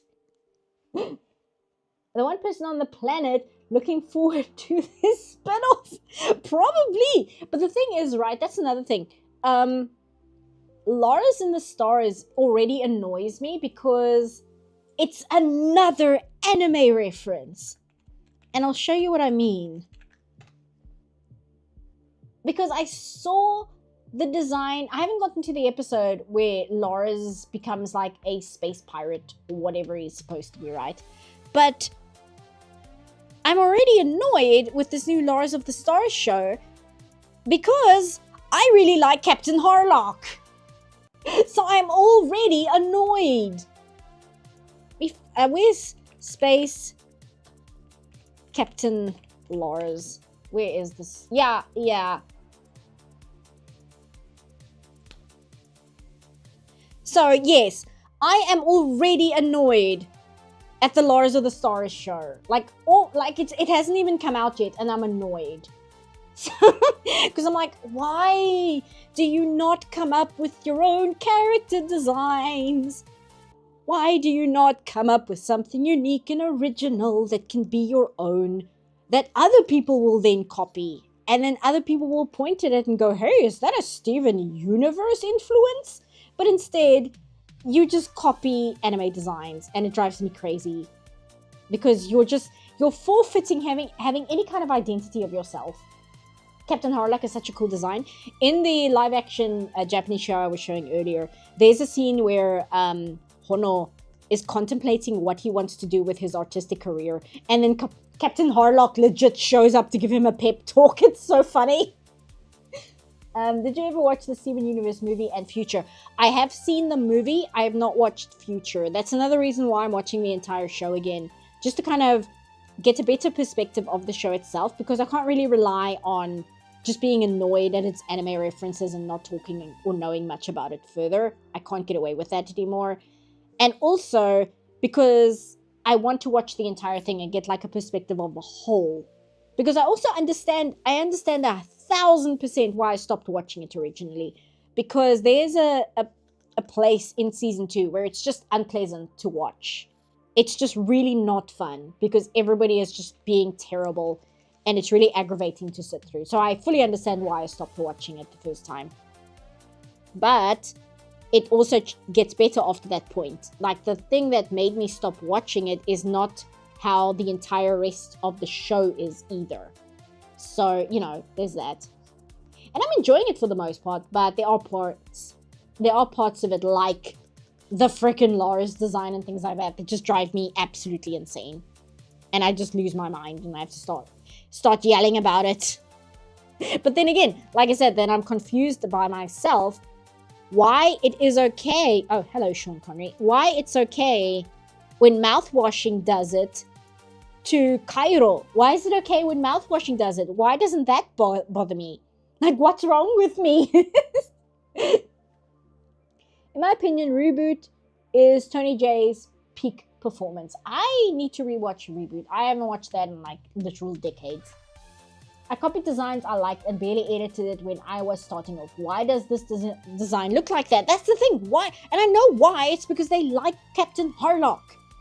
But it's like, yes, but you could make something that's unique yourself. Why do you keep copying anime designs? Why don't you just take inspiration from it and build your own thing? Because I want to talk about the way... Oh, hey, Jim. I want to talk about the way that Utena influenced Steven Universe beyond just aesthetic. Because there's a lot of Steven Universe that's, at least in season 1 especially, that's influenced by Utena beyond just character design. And I would like to talk about that because I think that's very interesting. But if you can do it that way, why do you also then do stuff like that? This is a 3-hour stream. I'm enjoying it. Yeah, my mom was like, oh, don't do 3 hours tonight because I was a little tired. And I was like, well, you know, if Nyanners can stream on 3 hours sleep while she has bronchitis, then I can probably sit on stream and draw something, even if I'm kind of tired. And my mom was like, oh, well, don't go for 4 hours. But, I mean, here we are. It's because I keep talking about shit like Zardoz instead of drawing. So it's my own fault. And like I said, I don't want to go too crazy with Mira's coloring here, but I need to do a little bit. Otherwise, it's just going to look flat and dead and not look nice. And I can't handle it if a picture doesn't at least look semi-decent. What else are you guys saying? Spinel was inspired by older cartoon, but is unique enough to be her own thing and not part of someone's shadow. Exactly, like Spinel is a fantastic example of being inspired by something without aping it wholesale. Because yes, she's got like the little heart ears, which are kind of like Mickey Mouse ears. But I'm not going to sit here, sorry, let me just rub my eye. I'm not going to sit here and complain that Spinel is a direct copy of Mickey Mouse, because she's not. Nobody would say she is, because she looks so unique in a way where it's not just a copy. She just looks like a retro cartoon character. And again, this is like my major problem with Steven Universe. But again, I need to better understand the show as a whole. I can't just fall back on that complaint all the time and refuse, oh, my eyes watering, and refuse to watch the show as a complete product because I got hung up by the way characters were written in season 2, because that's just speaking from ignorance at that point, because I just don't have a good grasp of the show as a whole. So, you know, so that's also part of it. And like I said, I'm trying to get to things that I haven't watched yet, which I really should have by now. And at least with Steven Universe, right? Because the episodes are usually around 11 minutes long. It's very easy after work to just sit down and watch like 2 or 3 episodes. And you just sit down and you enjoy them and move on. Because it's not that taxing. Zardoz, your little animation for your Velma video. Me asking for Ghibli Rex, the usual stuff. Yeah, pretty much. Somebody even mentioned Midori, which we're not going to talk about. Oh, there we go.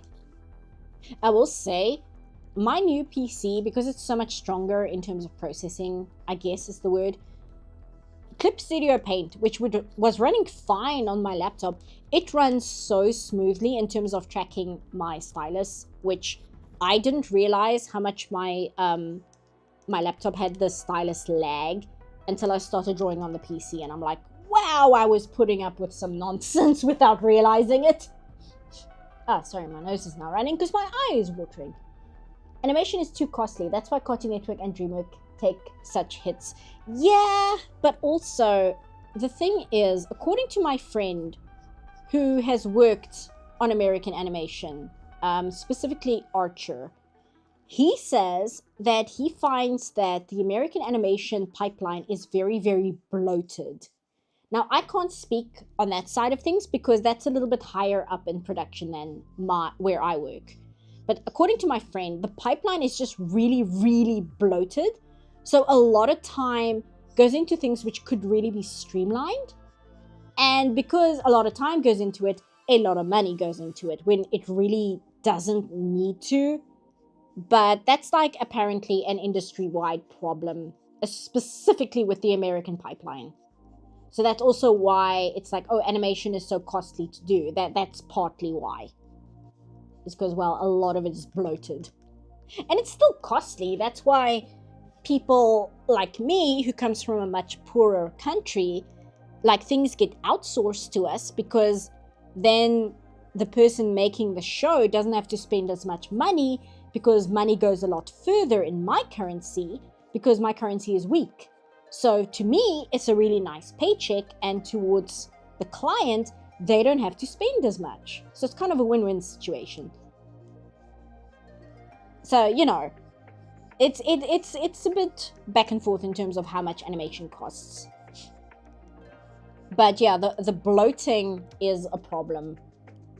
If I had a nitpick about Steven Universe, it would be that the later seasons just kind of turn into Steven cries and says, you can be better than this, and then the villain turns good. See, I am literally just about to start season 5. And again, I was watching Sai's Scribbles this month while I was working, and according to Sai, who's like a massive Steven Universe fan, she was saying that season 5 is the one that has a lot of problems. So I'm interested to see what the problem with season 5 is. I'm quite curious. Because that's the other thing. I had a very strange, well, not even strange, I had a very different expectation of what the show was supposed to be, based entirely on the way that fandoms spoke about it. Like, fandoms spoke about this show, and I had this impression that what the show was a action adventure show, which then got wrapped up in talking about the town stuff too much. When that's not what the show is. The show is essentially a slice of life show about the town that every now and again space stuff happens. Like, the town is the focus. That it's not the distraction. The town is what the show is about. So that was an interesting revelation for me. It's like, oh, this is a lot different than I was led to believe. Again, I was not really around in the Steven Universe fandom spaces, so I'm learning all these things, and like just these weird. The Wild Road, completely different studio and creative team, but it's Chris Sanders, so like, what do you expect? Like I said before, I've said on stream, I don't think Chris Sanders has had a single flop. Even The Croods, which isn't like the best movie, I wouldn't call it a flop. I just think it doesn't appeal to me, quite frankly. Oh. Sorry, sniffed there. Steven Universe, have you considered not being evil? Villains. You know what? I haven't thought of that before. Yeah, like, I want to talk about these things because I have this perspective as a non-fan who disliked it before it became like unhealthy relationships. It's preaching forgiving your abuser. Like, I didn't have any of that nonsense. I just disliked it because at the point where I stopped, the characters were being very unpleasant and I wasn't having fun watching it. So I stopped watching it because that's genuinely what you do with a show that you don't enjoy. You stop watching it. Again, I shouldn't be shading her this much, but it bothers me that she doesn't have as much dimension to her face as I would like. So now I'm doing too much. Which I should not be doing, but here we are. Because this is my life. I can never leave anything alone. You guys saw the thumbnail. If you came in late and you didn't see this, I was just supposed to draw a quick thumbnail to replace the one that I used to use because I didn't have it on this PC.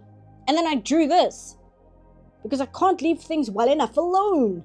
And then I go overboard. And then things like this happen. And then I stream for 6 hours. At like 2 in the morning or whatever time it is right now. It's not 2 in the morning. Which anime are you currently watching? I started watching Clannad. And I don't really know why. I just kind of want... I do know why. It's because for some reason I wanted to watch like a very classic moe anime for no real reason. I don't know. I was just craving one. So I watched Air. And then I watched Canon. And now I'm watching Clannad. So that's the anime I'm watching at the moment. Except the one terrible, terrible thing about Clannad is, to rewind to earlier in the stream, a lot of Nyan Neko Sugar Girls used background music from Clannad. So in Clannad, they would be having like an emotional conversation and the background music would start playing. And it'll be like the music that was used when Raku-chan got bitten by the squirrel. And I'll be like, oh, I know this music. This is from that time Raku-chan screamed for like a full minute because she got bitten by a squirrel. So that's been my experience with Clannad lately. Seapuff, did you recognize... Yeah, Clannad's music from Nyan Neko Sugar Girls. Yes, I did. And it's ruining my life. Because, again, it'll be like an emotional moment and I'll be like, oh, it's the Nyan Neko Sugar Girls soundtrack. It's so messed up. The iconic Squirrel-chan scene. I don't hate you guys enough to play that on stream. Why am I still selected? There we go.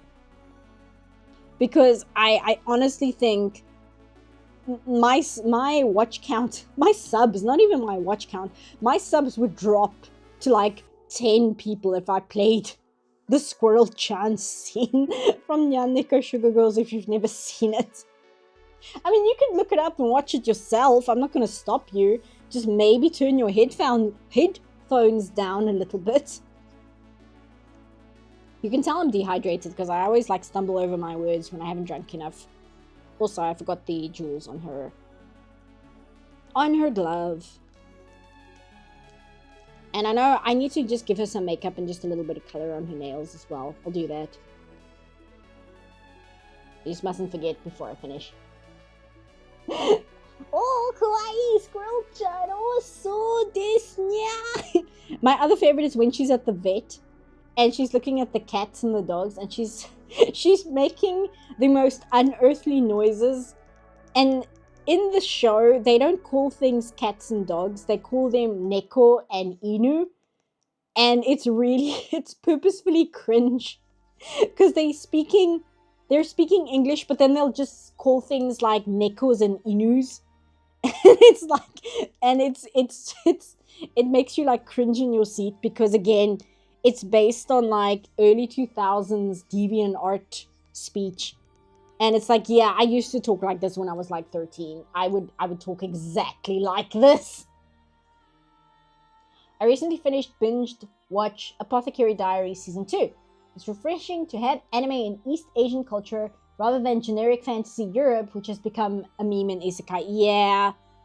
Somebody, I think it was Dana, recommended me... Yes, it was Dana. Dana recommended me an isekai where the person who gets isekai'd is like a middle-aged man. He's like a middle-aged salary man, and the whole like joke is the fact that because he's middle-aged, he has all this like life experience. So he's like helping out the fake the fake European people with like all this sage advice, and everybody's like super impressed, and it's literally just because he's like 50. Don't be a kohai no neko. Oh, no, it's kawaii. Kohai is underclassman. Kawaii is scary. Kawaii is cute. Kawaii is scary. Kohai is underclassman. Like you have senpai and you have kohai. I'm so sick of isekai being in the same world these days. Yeah. It's because it sells. Yeah, that's basically all. I'm trying to think what the anime trope was that you can like compare to isekai. And I'm talking not like current day, I'm talking like a decade or so ago. Because you could compare isekai to the moe pandemic that was happening in the early 2000s, where like every single show was a moe show. And even at the time, that was driving me insane. Like, I was losing my mind at all the moe shows that were coming out. I'm like, please, can we have something other than a moe show? I'm begging you. And that's also why I was saying it's weird that I was like, you know what? I'm craving a moe. I think I'm going to watch Air. Right? Because at the time when these things were coming out, I was so sick and tired of them. It's amazing how much more palatable things become when you're no longer forced to watch it because it's the only thing on screen. It's the only thing airing. So you have no choice but to watch a moe show. And then in like 2025, when every single anime is an isekai, you watch a moe show and you're like, you know what? These aren't that bad. These are actually pretty good. I'm fine with this. Okay, oh, I needed to give her some makeup. That was it. Where is... I have all these, like, images. Okay, not that one. Here we go. Not Zardoz. Not Pulse. Not all the nonsense I've been chatting about on stream. Oh, she has, like, jewels there as well. Instead of drawing, which is why we're streaming for, like, what, 5 hours? How long are we going now? My YouTube is a little broken, so I can't really check. Let's check the live stream. No, according to YouTube, it's only been an hour and a half, guys. It's fine. It's fine. It's fine. It's only been an hour and a half. She has like a light purple. Not light, but you know what I mean.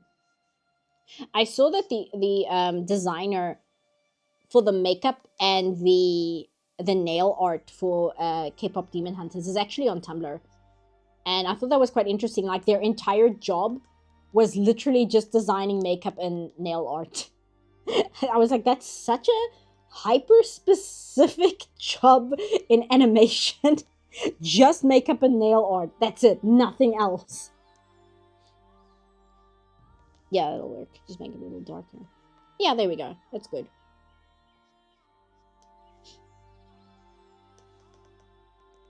I'm not going to go too overboard because, again, it is very, very detailed. And I don't want to be here all night. But I do want to just give her a little bit of it because, I mean, it is kind of her identity. And nail art. I'm not going to bother looking at reference. I'm just going to give her something. There we go. Okay, nail art. I'll probably just use the same pink. It's probably fine. There we go. Plus or minus 2 hours. I only watch anime from the 90s and earlier. And ghost stories. Yes, ghost stories is required viewing. So I agree. That and Nyaneko Sugar Girls. Although I personally think Nyaneko Sugar Girls is a lot better than ghost stories. Better in like giant quotation marks. There we go. This one can be a bit bigger. There we go. And I do want to... I have some sparkle brushes, so this shouldn't be too much effort. I'm going to cheese it and cheat.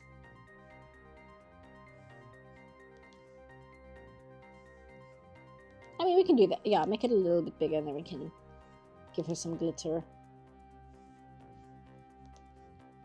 Not too much because I don't want it to be too overboard. And we can put some on her nail as well.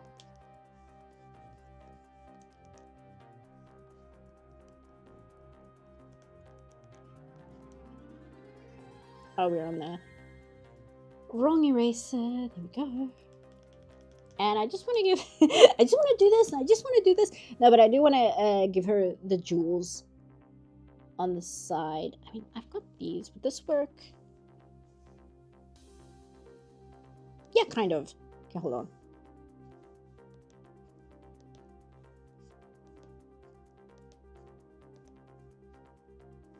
I will just do that. Yeah, that's a good idea. Just like that.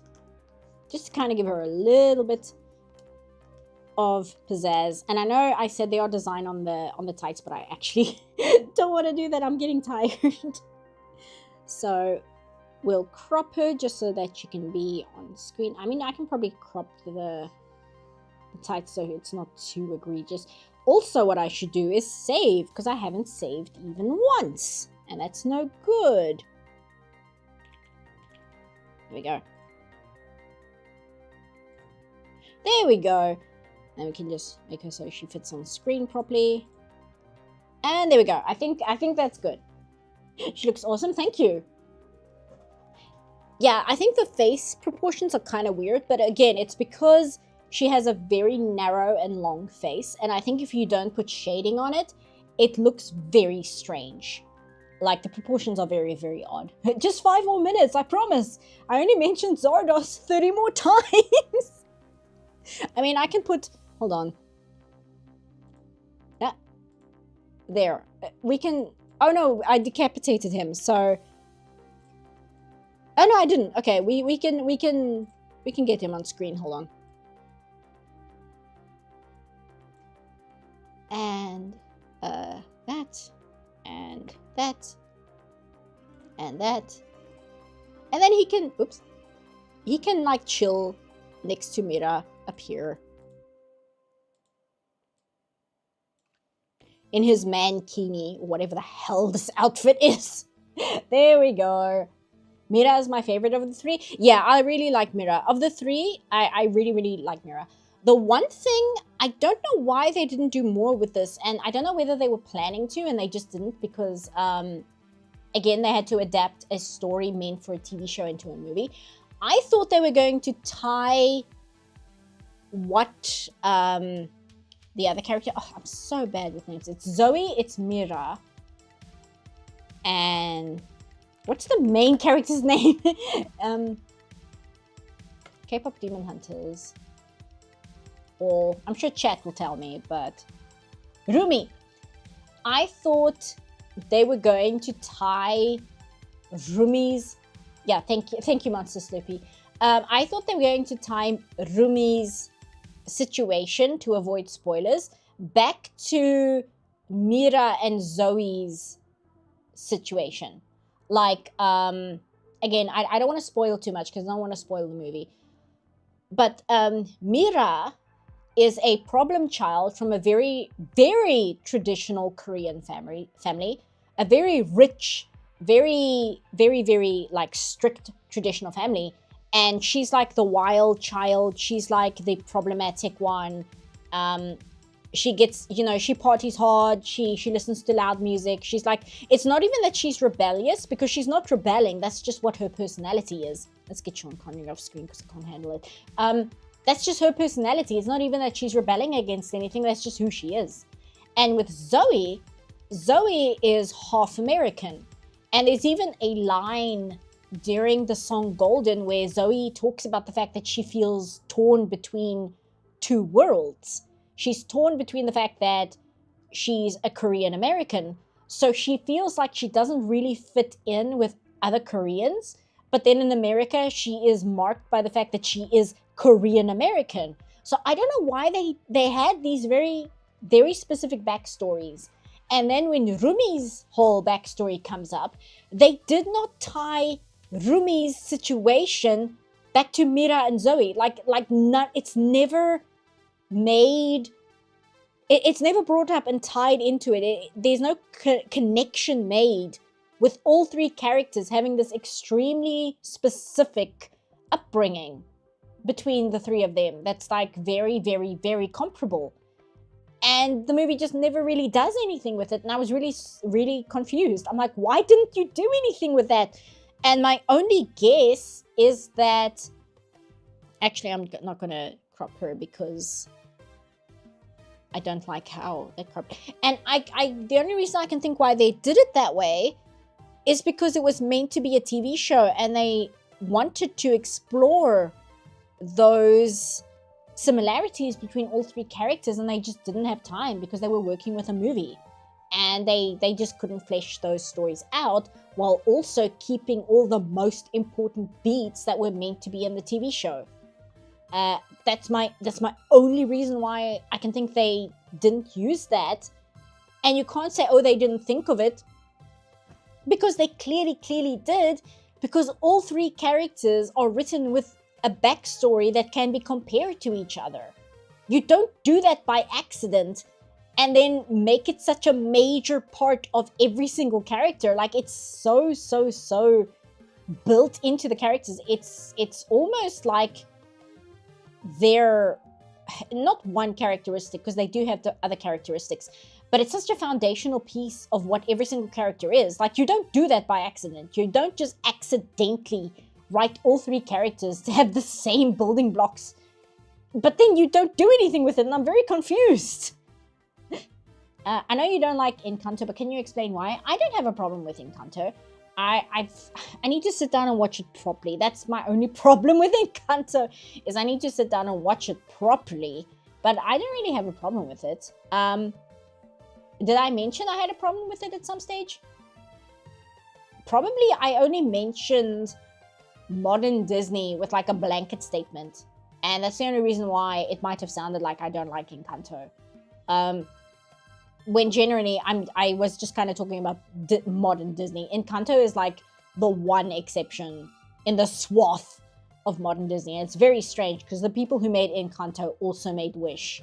That's the part that blows my mind, is literally the same people who made Encanto made Wish.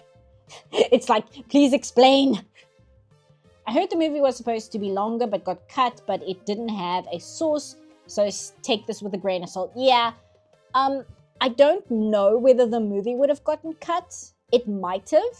And I'm talking purely based on the timing that I watched as I was watching the movie.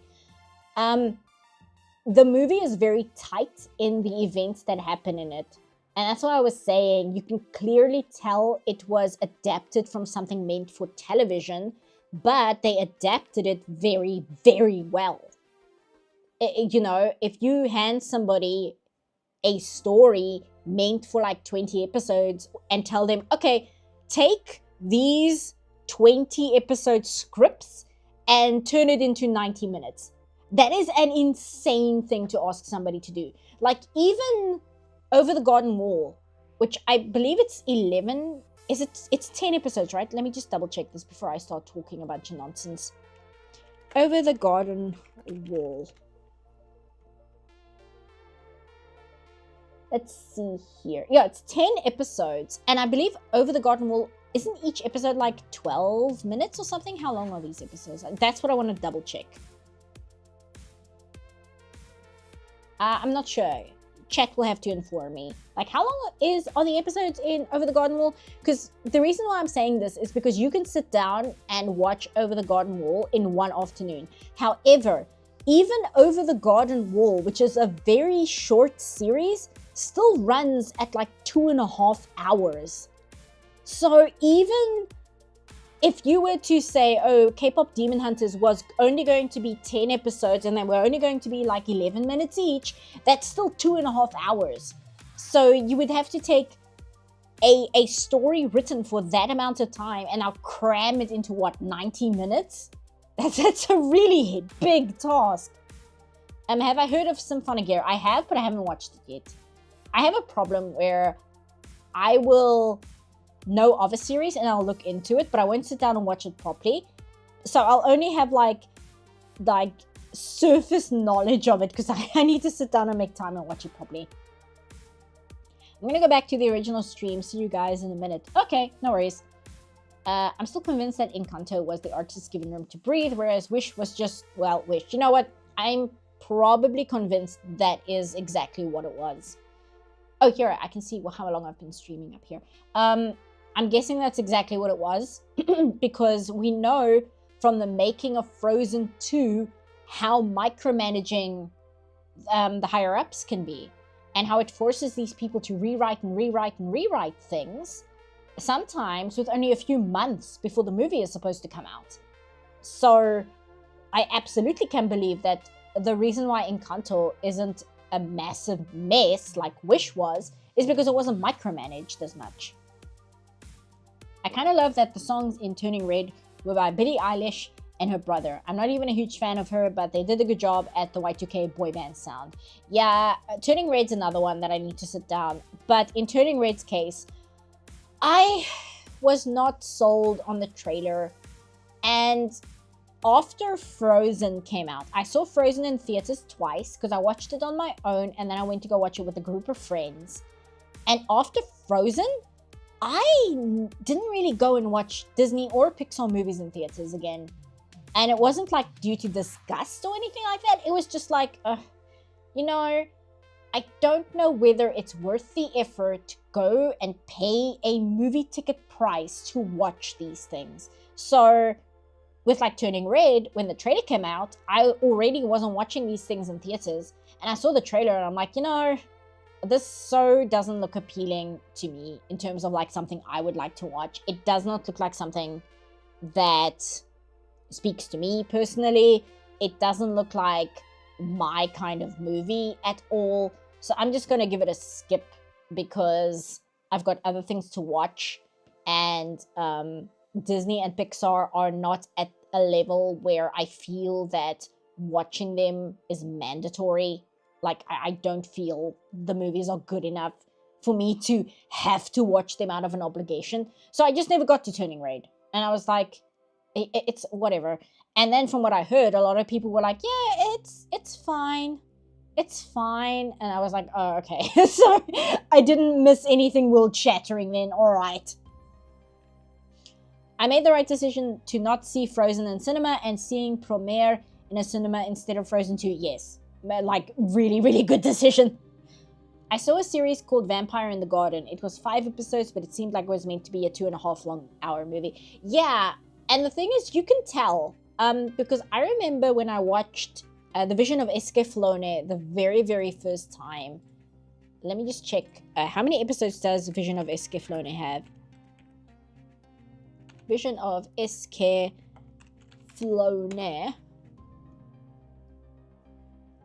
It has 26 episodes. So The Vision of Escaflowne, I believe it was written for 30 or 40 episodes, but it was then cut down to 26 episodes, and I didn't know this when I watched it. So I'm watching The Vision of Escaflowne, and there's a section in the middle where I'm like, wow, we are speeding through some of these plot points. We are really, really like gunning towards the climax. And then you get to the climax, and the climax is fine. But I remember wondering, why is the pacing like this? Why does this show feel so strange with its pacing? And then I looked it up, and then sure enough, it was meant to be a much longer show. And then they got a bunch of episodes scrapped by the client, and they had to fit the entire story into a much shorter runtime. And like, you can tell, you can tell when things like these need to get retooled, even if they do it well. Like with K-pop Demon Hunters, it's done very well, but you can still see that the timing was meant for a completely different format. I remember Turning Red being alright. Kind of sucks it's more remembered for not including 9/11. It's like, I'm kind of really tickled by the fact that that's a meme surrounding the movie because of the mysterious Mr. Enter. It's so funny to me because it's so out of pocket and insane. It's such a really unhinged reason to have a problem with the movie. It's like so insane. We need more stop motion movies. We do. I did see that Aardman is the ones behind the new upcoming Pokemon show that's going to be on Netflix. So even though it's Pokemon, and I mean, you know, Pokemon these days, but Aardman are the ones doing it. And that like really piqued my interest when I saw that. I was like, wait, Aardman is doing it? Okay, now you have my attention. So we have that coming out, which is going to be fun. So it's not going to be like 3D assisted stop motion like a lot of quote unquote modern, I guess, stop motion is. It's going to be actual stop motion. It's probably going to have some 3D assist just because it's a TV show and you kind of have to do that. And the only people insane enough to do stop motion, like completely 100% stop motion, is Laika. And Laika is made up of a bunch of crazy people. So Laika is like the only studio that's going to be like, no, we're not using CG for that. We're going to figure out how to do it with practical effects somehow, because they're insane. Because they're stop motion animators, and stop motion animators are just built different. Even amongst other animators, stop motion animators are like the ones that are regarded as the weirdos. Like, the way that normies think about animators in general is the way that animators think of stop motion animators, just because they're a different class of people.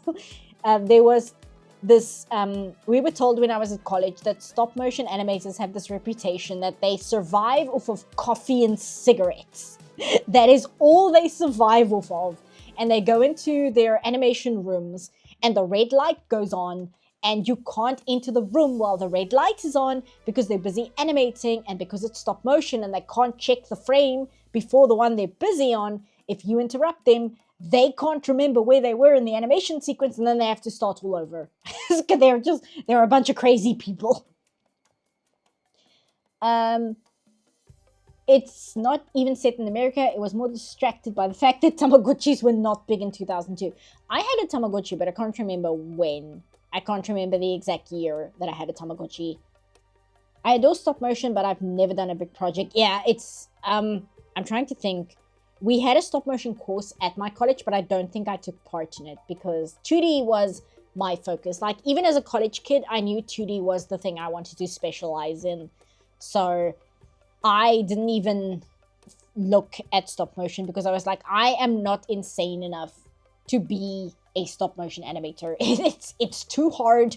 It's too like soul destroying for the amount of work you have to do. It's just not for me. So I'm going to do 2D instead of 3D because, you know, that's the easier one. No, but legit, 2D animation is a lot easier than stop motion.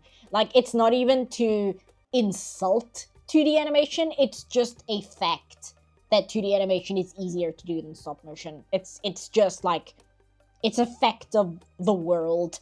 It's not something to argue or be insulted about. It's just like actual fact. I don't think anyone was annoyed. It's just that some people probably just remembered the movie for 9/11 memes and spawned from a weird review. Yeah, it was like a whole meme because of Mysterious Mr. Enter. Because mysterious Mr. Enter gets hung up on very, very strange things. He like gets his brain gets hooked on specific details, and then he can't like move on from that detail, and then it bothers him so much that he can't like watch the movie as a whole. Kind of like me, and when Steven Universe references anime, like same thing, but just like on a different level. I quit smoking a few years ago, but I know that feeling. I had my Tamagotchis in 1996 to 1997-ish. Yeah, it was probably... I had my Tamagotchi probably 1998, I think. Maybe? Yeah, it might have been around there. Because it was like maybe around the same time I was into the Spice Girls. So 1997, 1998, around there. I think it was... Yes, it was the same time that like Pokemon was like just starting to become a thing. I wanted to play around with making stop motion models with 3D printers. Yeah, see, that's one of the reasons why stop motion is a lot, quote unquote, easier, is because you can do it in, you can do it with 3D printers. And that's also what I mean when I say like CG assisted. Because what some people will do, and this is what a lot of stop motion does, especially for Netflix, is they will animate a character's expression in 3D first. And then they will literally just 3D print the animation that they've already made. So yes, it's stop motion technically in the technique, but it's 3D assisted. You know, you animated it in a 3D program like Blender or Maya or XSI if you use it, and then you just printed out that animation. You didn't like do the stop motion animation. And a reason people do this is because you have to be a crazy person to do stop motion. So to do it with CG assistance is just so much easier, and you won't like die at a young age doing it. I don't think that's necessarily a hot take. I mean, 3D animation quite literally has an extra dimension than 2D animation. Yeah, like, I don't know whether I would say 3D, like using XSI or Maya is easier than 2D. It's very different though. It's an entirely different skill set. No, you know what? I think I will say 3D is easier than 2D because I'm forgetting effects. Like with 2D, when you animate effects in 2D, you have to sit there and physically draw it. You have to draw the water, you have to draw the fire, you have to draw the smoke. And that is why you have an entirely specialized set of animators called effects animators, where drawing things like smoke and water and fire and things, that is what they do. They don't do character animation, they only do effects. Whereas in CG, you have programs that, yes, were built by programmers, but when you as the animator are doing a scene, all of that is just determined by a particle effects system. It's a physics engine that calculates that kind of stuff in engine. So you don't really have effects animators with CG. Maybe you do, but it's not a thing that gets done as a part of animation. It gets done with like the physics engine. So if you're purely talking about animation, you're not talking about being a programmer, I would say 3D is easier than 2D. Simply because you don't have to do things like figure out how to animate the dress when a character moves. You don't have to figure out how to animate the snow. You don't have to figure out how to animate the fire or the water or the smoke or any of the extra things in a 3D piece, in a 3D scene, because all of that is going to be done by the effects engine and like comp, which is after animation. Like that's not even your department anymore.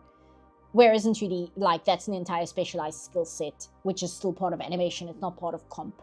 I mean, it might be part of comp. Like if you're doing 3D or water or snow in a very specific way, it might be on the comp department. But generally, if it's 2D animation, that's done by hand. Anyway, so that's like an entire tangent. Jiranjai Zhao's videos on Turning Red are good, but some of the weird takes people had is really good about some of the weird takes people had on Turning Red. I need to watch that because I really like Jiranjai Zhao. I watched their video on the live action Mulan and how they compared it to the 2D Mulan, and it was really fascinating to me. And they like it really gave me a deeper appreciation of the 2D Mulan, aside from the fact that the live action one is just garbage. But like the lengths and efforts that the original Mulan went to be accurate to Chinese culture, especially Chinese historical, like, and not even period, because it plays around a bit what period is what, so it's not very hyper specific. But the 2D Mulan took so much effort to be accurate, whereas the live action Mulan, it does not, which is weird because the live action one was made as a joint production with the Chinese film department, whereas 2D Mulan was entirely made by Disney in California. So it's like really, Jiran Zhejiao's videos are really, really good. I also recommend Accented Cinema. I really like Accented Cinema's videos. It's absolutely fascinating. Accented Cinema did a video on Crayon Shin-chan, and it is an amazing video. I'm actually going to link it because I'm going to say goodnight in a few minutes. What time is it? I can go for another like 12 minutes, then it'll be 1 o'clock, and then we'll call it. Accented Cinema has a video on one of the Crayon Shin-chan movies, and it is really, really good. Alright, he also did a video on Turning Red. I need to watch more of his stuff. I get so caught up watching other things because, again, it's easier for me to watch garbage or drama channels or whatever while I'm working because I don't have the brain space to take on a bunch of information while I'm also doing work. So it ends up with me missing a lot of really, really good video essays because I don't have the brain space to get all that information into my head while I'm also working. Where is the Crayon Shin-chan video? Where is it? Here is the Kung Fu Panda video. Here it is. Crayon Shin-chan and Nostalgia. This is such a good video. Holy crap. This is such a good video. I need to rewatch it actually. It's amazing. We definitely, yeah, you guys are still talking about 9/11. Live action Mulan also has the internet. I can't even remember that part. I have actually seen the live action Mulan. I watched it in like a group chat over Discord. That's the only reason I saw the live action Mulan. Pop that in your watch later. Yes, please do. And also check out Accented Cinema's entire channel. It's like, his stuff is so good. His video on why China cared about Kung Fu Panda is very, very, very good. What else does he have that I've actually watched? Turning Red, I still need to watch myself. Oh, he has a video on RRR. If you've not seen RRR on Netflix, you need to do that immediately. I know it's 3 hours long, but if you have not seen RRR, it is so good. It's such a good movie. Holy crap. Accented Cinema is great. I just realized his videos also give a really interesting look at how Chinese cinema has evolved in the last 5 years or so. Yeah, he has a video that I actually want to watch, but I know it's going to make me angry, called Recent Bad Chinese Movies and Why I Stopped Covering Them. And it has like deep fake Jackie Chan as the main character, and I'm like, oh good lord, it's going to upset me so much. RRR, it's a whole can of worms. Yeah. But the thing is, if you're like a Westerner, you can just watch RRR and enjoy it and not get into the debate over how it depicts certain Indian people versus other Indian people, which that's an entire conversation I am not equipped to even start talking about. That is something that actual Indian people from India need to sit down and make a video discussing that part. Me as a Westerner, I just enjoy India just brutalizing colonial British Empire. Like that's just a good time. You get to watch a British colonizer get eaten by a leopard. And it's so good. It's such a good film. Holy crap. It's a movie where it's a 3-hour movie in which you see things like a British officer get eaten by a leopard, while you also get to see things like an entire dance sequence because there's a musical number, because again, it's an Indian movie. Of course, it's going to be a dance number. It's not Bollywood. It's Tollywood, right? It's Telugu. I believe it's Tollywood. It might be the other one, which I always blank on. I think it's Nollywood, but I believe it's Tollywood. It's not Bollywood. That's my point. Anyway, it's got a musical number in it. It's got a scene where a leopard eats a British officer. It's got a romance. It's literally got everything. Like RRR, it's Telugu. Thank you. RRR is a movie that I think you have to actively make a choice to dislike it. The only person I have said won't like RRR is my mom, and that's because she doesn't like violence. She can't handle the level of violence in the movie. Nollywood, that's Nigeria. Sorry, I get confused because there's another one for India, because there's like the three big ones. They have more than that, but the three big ones, and Tollywood is one, Bollywood is one, and then there's another one, and I can't remember what the third one is called. Again, I learned this from Accented Cinema, and it wasn't in his RRR review, it was before that. It's where he was recommending Three Idiots. Where is that movie? Where's that video essay? Filmmaking without a camera, Chinese horror censorship. Yeah, Cinema of India. That's the video. Because I believe that was the first time he was watching Indian movies. And it was Three Idiots and two other ones, which I can't remember.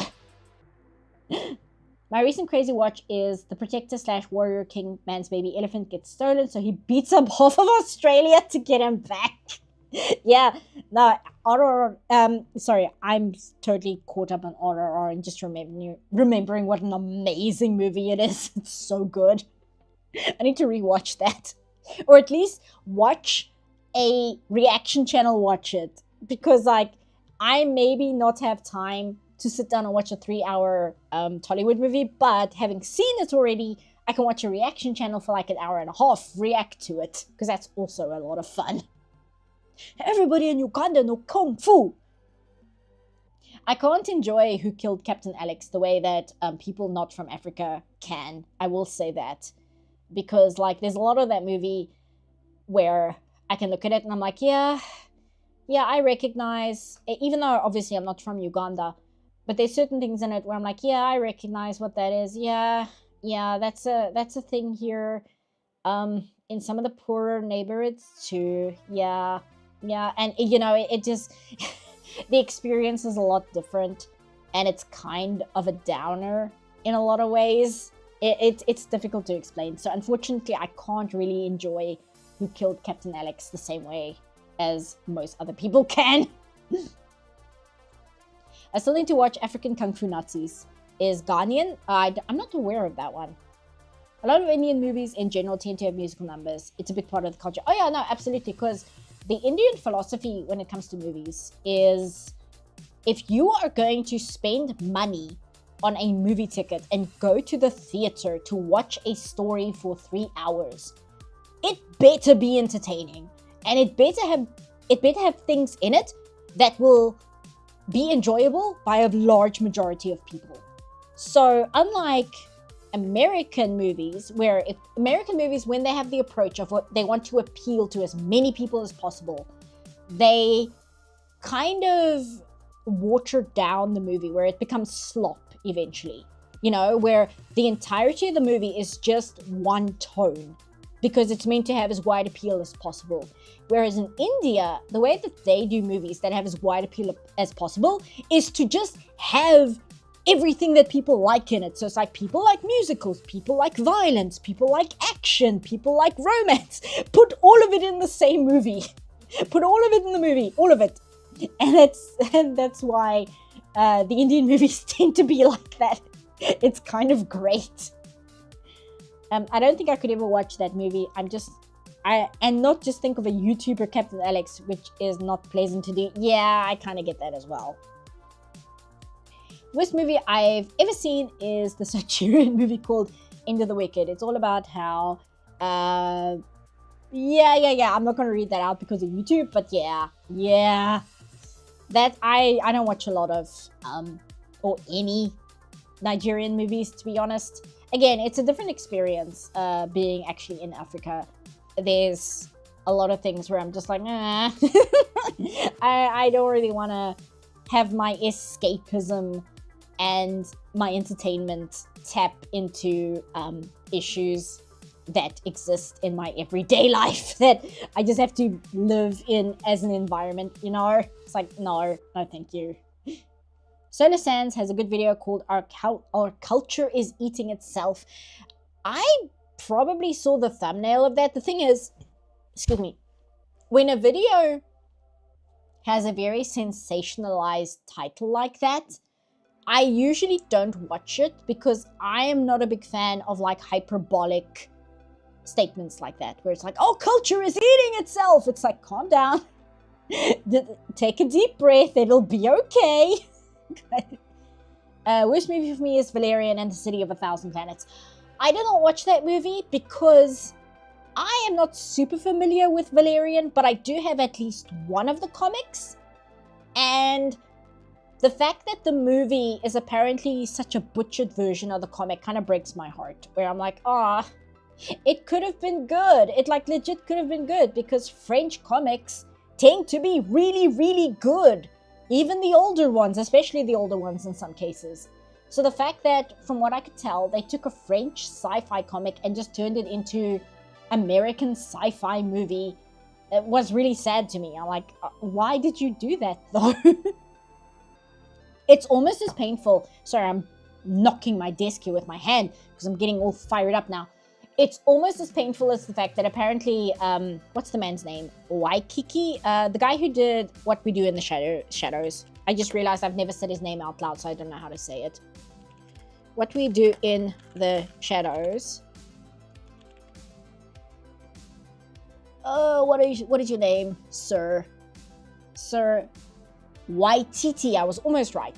So, apparently Waititi is going to be the one to adapt the Inkle, and that hurts me on such a deep spiritual level that I don't know how to process that as information of something that's like a fact. That is a level of pain that is difficult to try and like put into words. I'm trying to think of how I can compare it to a more mainstream thing. What can one compare it to? The Inkle. Yeah, see, because I don't expect people to just know what the Inkle is off the top of their heads. Some of you do, I'm sure, but it's very much a thing. The Inkle is a French comic written by Alejandro Jodorowsky and Mobius, the French illustrator and comic artist. And Jodorowsky and Mobius, when Jodorowsky's Dune didn't happen and the movie didn't manage to get off the ground, Mobius and Jodorowsky instead decided to make a comic together called The Inkle. And The Inkle is this insane, psychedelic, spiritual sci-fi comic about the nature of existence and being alive. And it's the kind of comic where there is so much LSD running through its veins, much like Zardoz. But unlike Zardoz, The Inkle is a comic, so it doesn't have the problem of not having a budget to show all of its high concept stuff. And it has some of the most incredible art you'll ever see in your life. It's so good. And then they say they're going to adapt it into a movie, and apparently YTT is doing it. The guy who did Thor Love and Thunder is going to do a French sci-fi comic about existentialism and spirituality. And I'm trying to think how I can compare it to something that that's more mainstream, that people might understand. It's, you know what, I've got it. So you know Akira, the manga or the movie, whichever. You've got Akira. Now imagine Michael Bay is going to adapt Akira into live action. Like, it's about on that level of wrong. It's about on that level of like deep spiritual injury to you as a person. Is if you hear, oh, they're gonna remake Akira in live action, and they're gonna get Michael Bay to do it because he's very good at doing explosions. That is about the level of hearing that YTT is going to do a live action adaptation of The Inkle because he knows how to do weird visuals because of Thor: Love and Thunder. Like, it's to that level. Again, I keep throwing things on screen. Let me see if I can get some images of The Inkle, just to kind of give you an idea. I don't even know if I can recommend The Inkle to people because The Inkle is so weird. Like, how do you recommend it to anyone aside from being like, oh, well, the art? Read The Inkle for the art, which is true. You should read The Inkle for the art. But also, how do you recommend this weird French sci-fi comic to people? So this is a panel. Oh, so I'm trying to get a panel that like won't get me in trouble with YouTube because some of the panels are just insane. So that's one of the panels. And another panel is, this is a panel. No, this is just Mobius's art. There's, I believe this is, yes, this is the opening page of The Inkle. This is how the comic starts, right? It starts with a man plummeting to his death. And this is our main character. And that's how the story starts. You recommend it by saying it's a weird sci-fi comic. Yeah, it's not even that it's weird sci-fi, it's that it's French sci-fi. Drawn by Mobius. Just be careful, make sure that you find the version of the comic which uses the original coloring. Because in the 2000s, some idiot decided that they needed to update the visuals of The Inkle. So they're going to give it, like, horrible gunmetal gray CG shading. Oh, here we go. Here's another page. Like, look at this. Copy image. Look at this. Oh, sorry, Mira. I'm gonna put this over your face. Like, look at this. Look at this art. Look how good the colors are. This is one of our main characters as well. He has a wolf head. Because this is like a dystopian sci-fi where you can body mod yourself. Kind of like cyberpunk, except instead of like cybernetics, it's like biology. Like, you can genetically modify yourself just to look like whatever the hell you want. So this guy decided he wanted to be a furry, and so that's what he looks like. And that's just who he is. He's one of the main characters. Where's some more of this art? Oh, but this is from the horrible 2000s version where they recolored the whole thing. Look at this shit. Look at this. Look at this. Done in like Photoshop 7. Oh, it's so ugly. So bad. Anyway, yeah, so Taika Waititi is going to do a live action adaptation of The Inkle and all of its spirituality and like what it means to be a person. And oh, it's gonna be so bad. It's gonna be so bad if it gets off the ground. It might not get off the ground. That's what I'm hoping for. I'm hoping it dies and that they don't deal with like it just doesn't go forward. I don't think I can watch Drive ever again. Something about it really wrecked me. And Jesus fucking Christ, that Real Hero song. Yeah, I've heard Drive is quite a thing. Morbius? No, not Morbius. Mobius. Hold on, I need to get another image. Just be happy I've got a physical copy of The Inkle. Otherwise, I'd be like showing every single screen to you guys. Oh, look at this. Mobius was such a good artist. Like, for real. If you want like legitimately amazing comic art, look up more Mobius. Not even like comic art, just art in general. This is my favorite panel. Last one, because I'm talking a bunch of crap now, and I finished drawing like 20 minutes ago. So now I'm just throwing things on screen again. This is why I need to like set up that VTuber model, so that when I start talking shit, at least there's something on screen for you guys to look at. I love this panel. It's so good. Oh, it's so good. The story is so good. Have I seen Madam Web? No, but it's on Netflix, so I need to sit down and watch it, which I will, because it sounds like the exact kind of terrible that I will really enjoy. Morbius, maybe, but Madam Web sounds way more like my flavor of awful. It just sounds so bad. It's like, you know what, that sounds... It kind of sounds amazing. I don't see how this gets off the ground. Yeah, no, I'm hoping it doesn't. It just, no. Because even, y'all see... Taika Waititi to adapt graphic novel The Inkal as film, and he's it's him with like the friggin' tabernacle. Look at this. Oh no.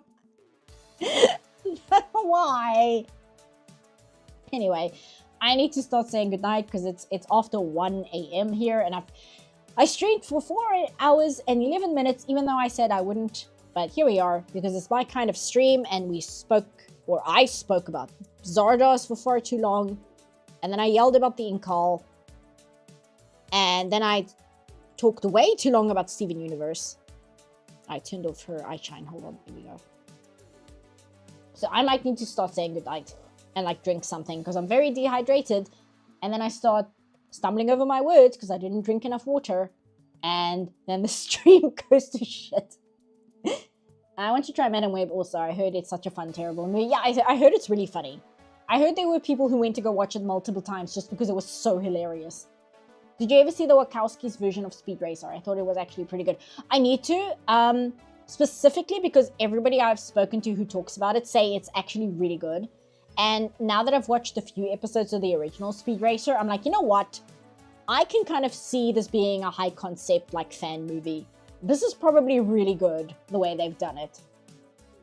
Bit of a fact, Dakota Johnson was on Hot Ones recently. The host made a joke about not being a superhero, and she responded with, "Me neither. Tried, failed." Yeah, like the actress, I've got no ill will towards her. From what I've heard, she knows exactly what kind of movie it is, and she didn't even bother pretending it wasn't. So I've got mad respect for her, quite honestly. I'm sure it'll get made right alongside the Akira movie. Yeah, that's what I'm hoping for as well. Go to sleep, Sleep, if you sound exhausted. This is what I'm working all week. I'm making a movie. Because I'm so excited working on a movie, right? So I keep wanting to just say that every 5 minutes. But I'm also really worried people are going to think it's my movie. It's like, no, I got hired to work on a movie. It's my first movie and I'm very excited about it. But I'm going to say goodnight now because I'm getting very tired. Where is end stream? Again, I have all these new assets. Starting, ending. Here we go. Do that. And for the ending song, I chose Amulet of Kings by Young Scrolls, which I'm also going to link in chat just because I don't like Oblivion, right? But this song absolutely killed me. It's so good. Like I said, I hate Oblivion. I genuinely hate Oblivion. But the song just hits so differently. So we're going to have that as our ending song for the night. So good night, everyone. I'm going to drink a liter of water and watch something on YouTube. I don't know what yet. And I shall see you guys next time. I am going to try and do like a stream that's not Patreon sponsored. I wanted to this month. It's just I've been so busy because, again, movie. But I want to try and do that next month if I can, because I'm still on contract until like October. So I'm going to be working for a while. But I'll see you guys and have a good night. And I'll see you when I'm able. Let's see about the movie. So I'll see you guys when I'm able. Night, guys.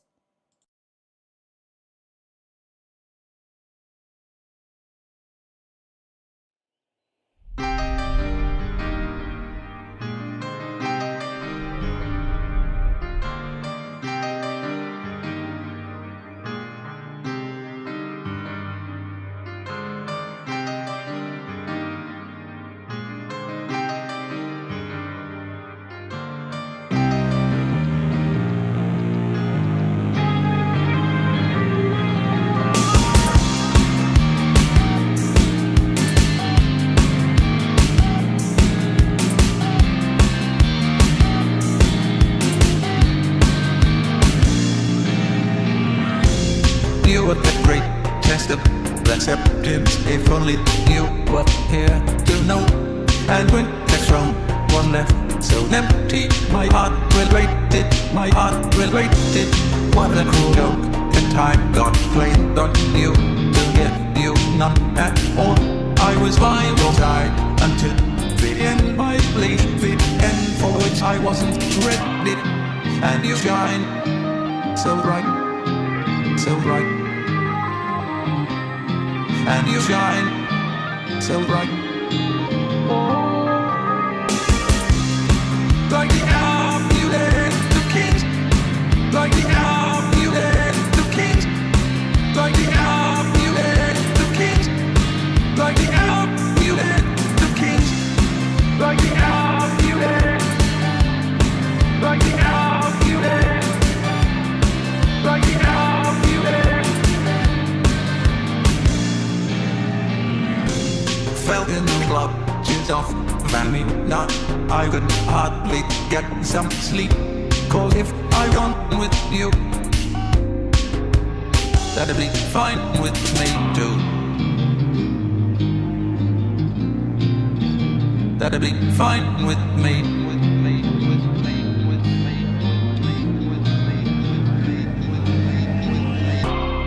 But you burn so red, so red.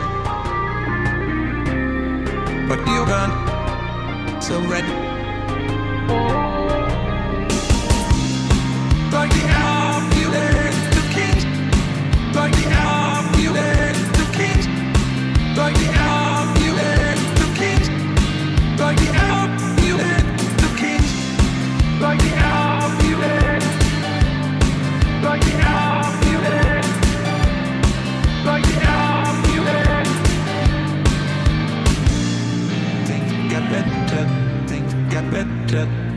They never feel the same love. Things got better since you left us. They never felt the same. No, things get better, things get better.